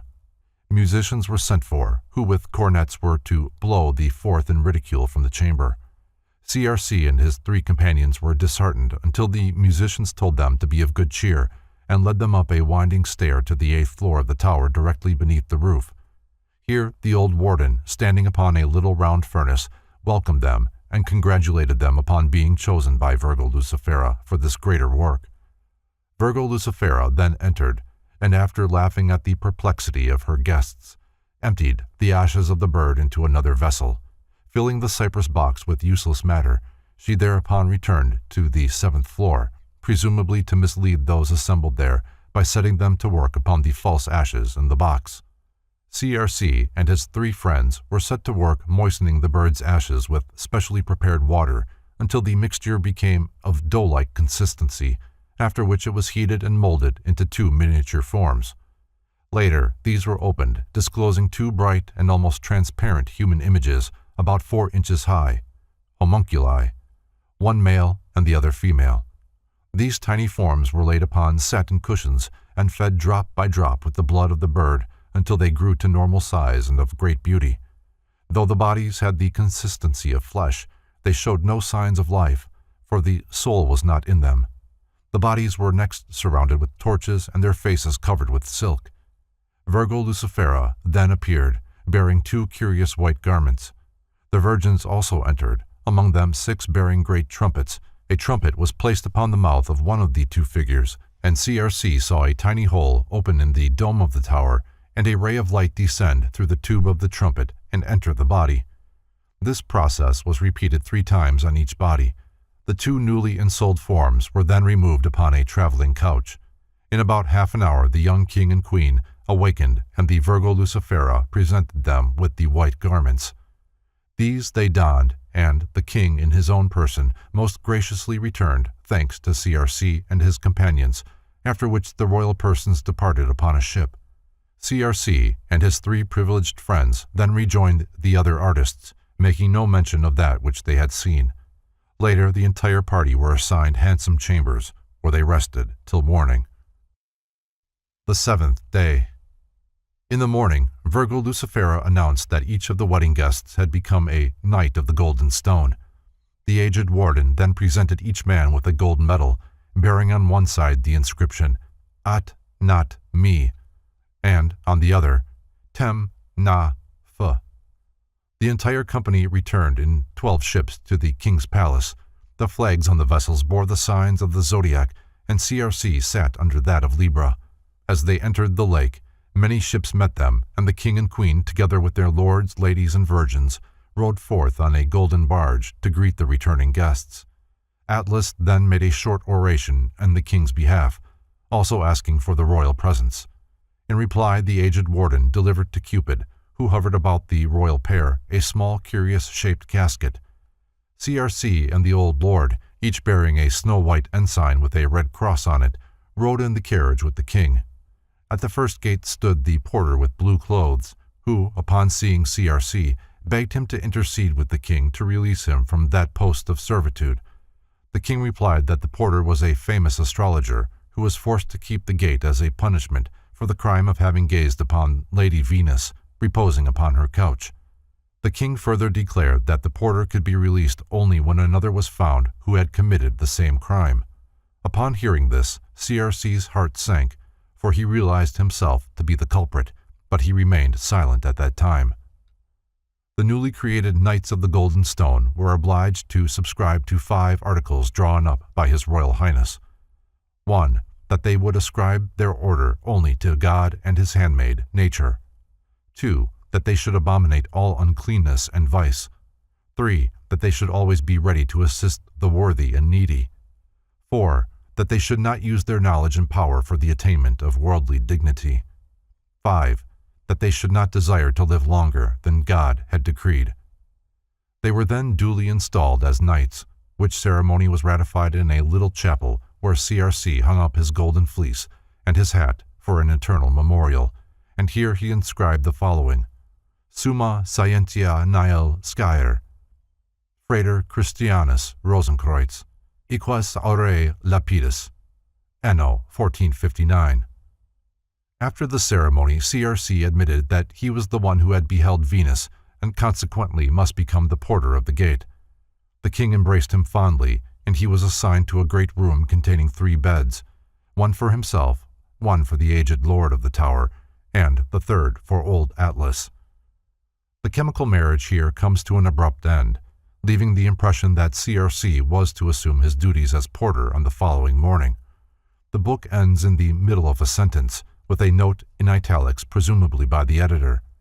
Under the symbolism of an alchemical marriage, medieval philosophers concealed the secret system of spiritual culture whereby they hoped to coordinate the disjecta membra of both the human and social organisms. Society, they maintained, was a threefold structure and had its analogy in the triune constitution of man. For as man consists of spirit, mind, and body, so society is made up of the church, the state, and the populace. The bigotry of the church, the tyranny of the state, and the fury of the mob are the 3 murderous agencies of society which seek to destroy truth as recounted in the Masonic legend of Hiram Abiff. The first 6 days of the chemical marriage set forth the processes of philosophical creation, through which every organism must pass. The 3 kings are the threefold spirit of man, and their consorts the corresponding vehicles of their expression in the lower world. The executioner is the mind, the higher part of which, symbolized by the head, is necessary to the achievement of the philosophical labor.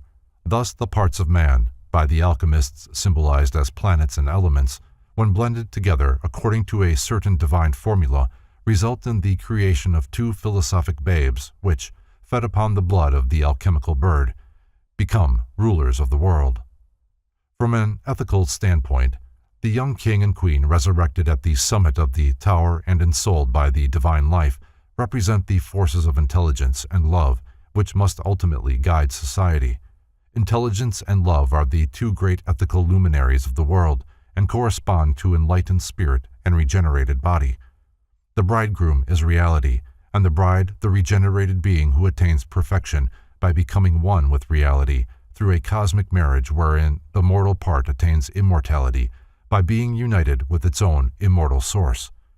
In the Hermetic marriage, divine and human consciousness are united in holy wedlock, and he in whom this sacred ceremony takes place is designated as Knight of the Golden Stone.